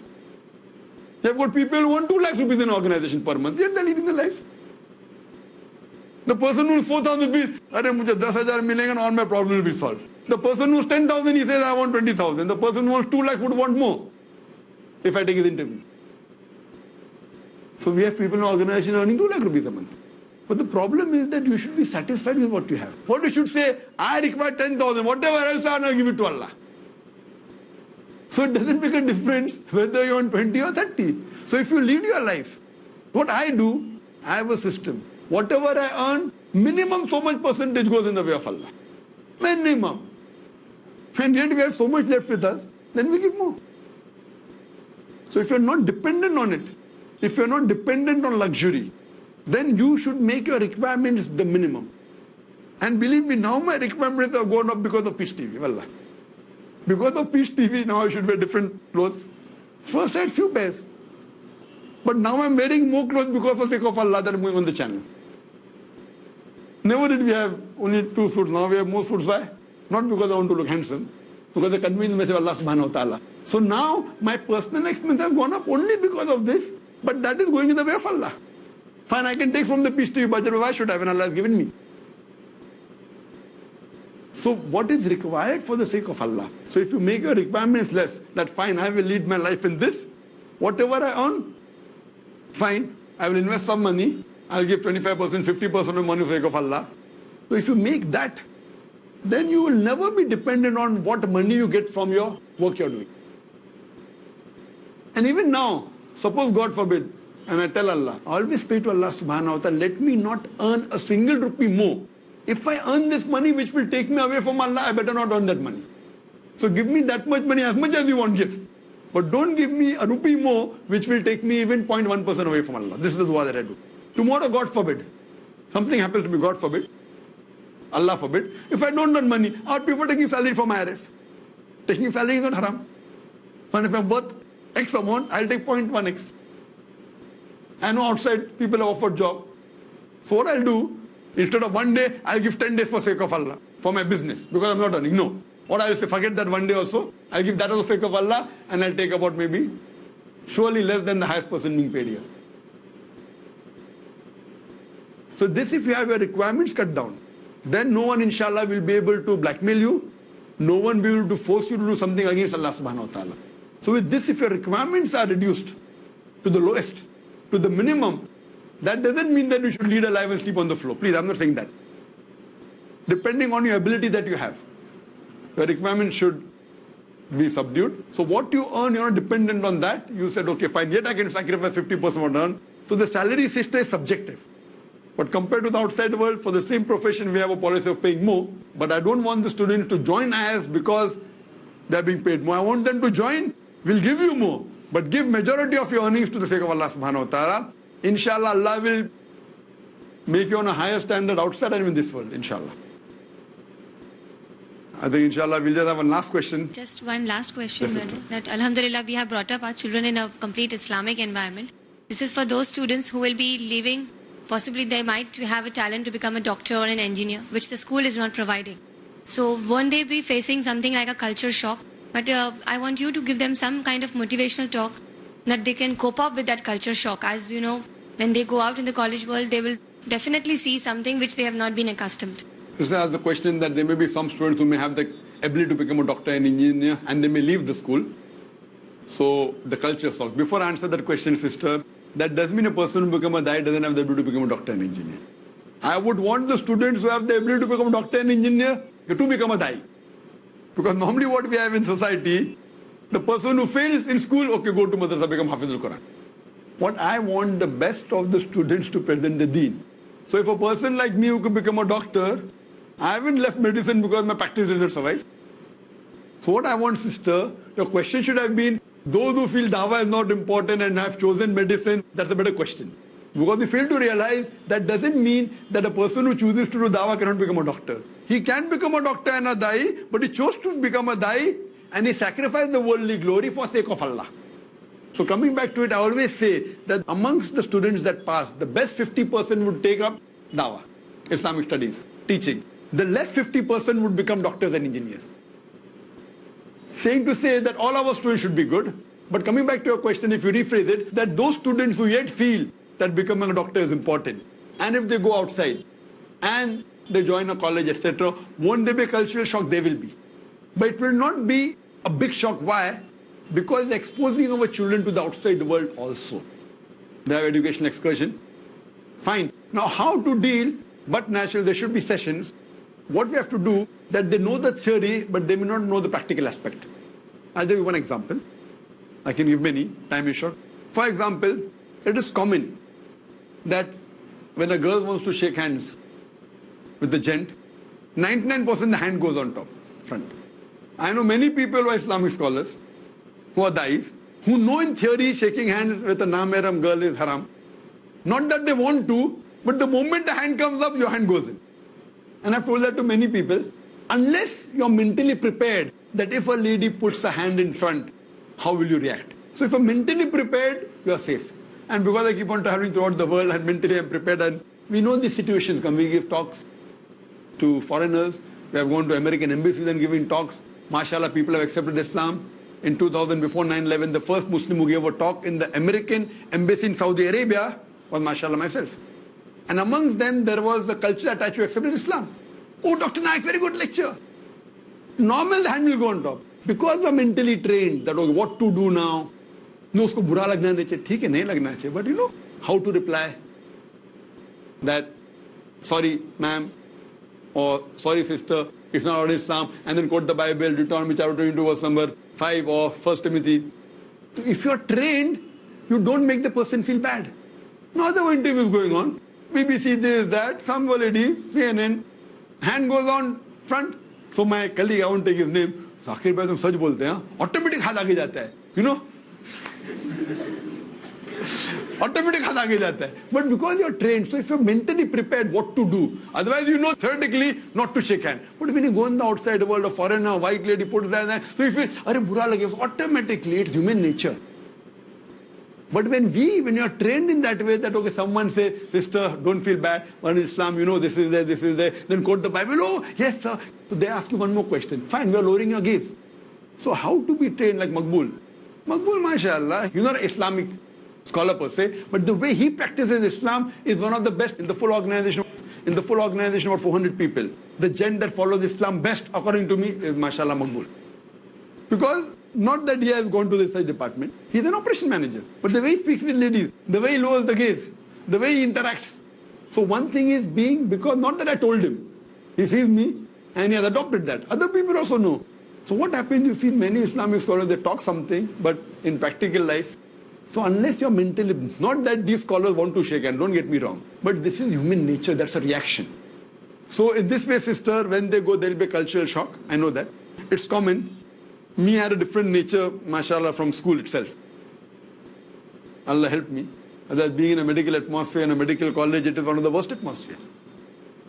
So these students, they'll have to give certain tips, like how a life is outside. They know the theory, but practically, how to give them examples, how to get practically, they should be trained, and then we have that. They'll be in a better position to face the outside world, but they know the theory part of it, but practically, not that everyone who has been trained will be able to execute it. But we pray to Allah subhanahu wa ta'ala, inshallah. And believe me, with the position that Allah subhanahu wa ta'ala has given us, we meet a variety of people. Top people, to refuse top people is more difficult. To refuse the layman is easy, you know. When I meet top people, meeting heads of states, ladies on top positions in governments. So that's the reason, if you're mentally prepared and you're sure of yourself, inshallah, whatever post the opposite person is on, maybe he is the president or the prime minister or whatever it is, you know your Islam well and you're mentally prepared, inshallah, you will be on the straight path. But practically something else than theory. But inshallah, I do agree with you, there should be a session. I mean, we can't do it now, we're running short of time. But there should be a session where the people are trained, not only outsiders, even our students. I want to go a step further. Because they have an environment which is protected here. Outside, I would not like my son to go in a building which is 100% Muslim. They are Muslim, but many are far away from Islam in the society. So how to interact? So that's the reason when the teachers take them outside, when we go on excursion tour, like we have a policy in our staff, that once a year we go for ATC, annual training camp, but the people have given a different acronym. There's annual torture camp, they say. And there they see me laughing, enjoying, swimming, football, everything. in Islam doesn't mean that you don't have to enjoy life. You enjoy life, and they see me so jovial. And mashallah, same time praying tahajjud. Many people say it's the first time in my life I've prayed tahajjud. You're enjoying life, you're swimming everything halal, leaving the haram part, and yet enjoying life so much. And I've enjoyed life even in my school days, my college days, mashallah, living aside the evil things. I've enjoyed life. Islamic doesn't mean no enjoyment, no laughing, nothing. You can enjoy life in the halal way, and yet, mashallah, get the best of this world and the akhirah. Hope that answers the last question. We are running short of time. Inshallah, we may have maybe some other time in the session. Waqra down alhamdulillah. Up in a cell away from his family. Is there a father in this world who would not defend justice and rights till the very end? Where are your jobs? Where is security?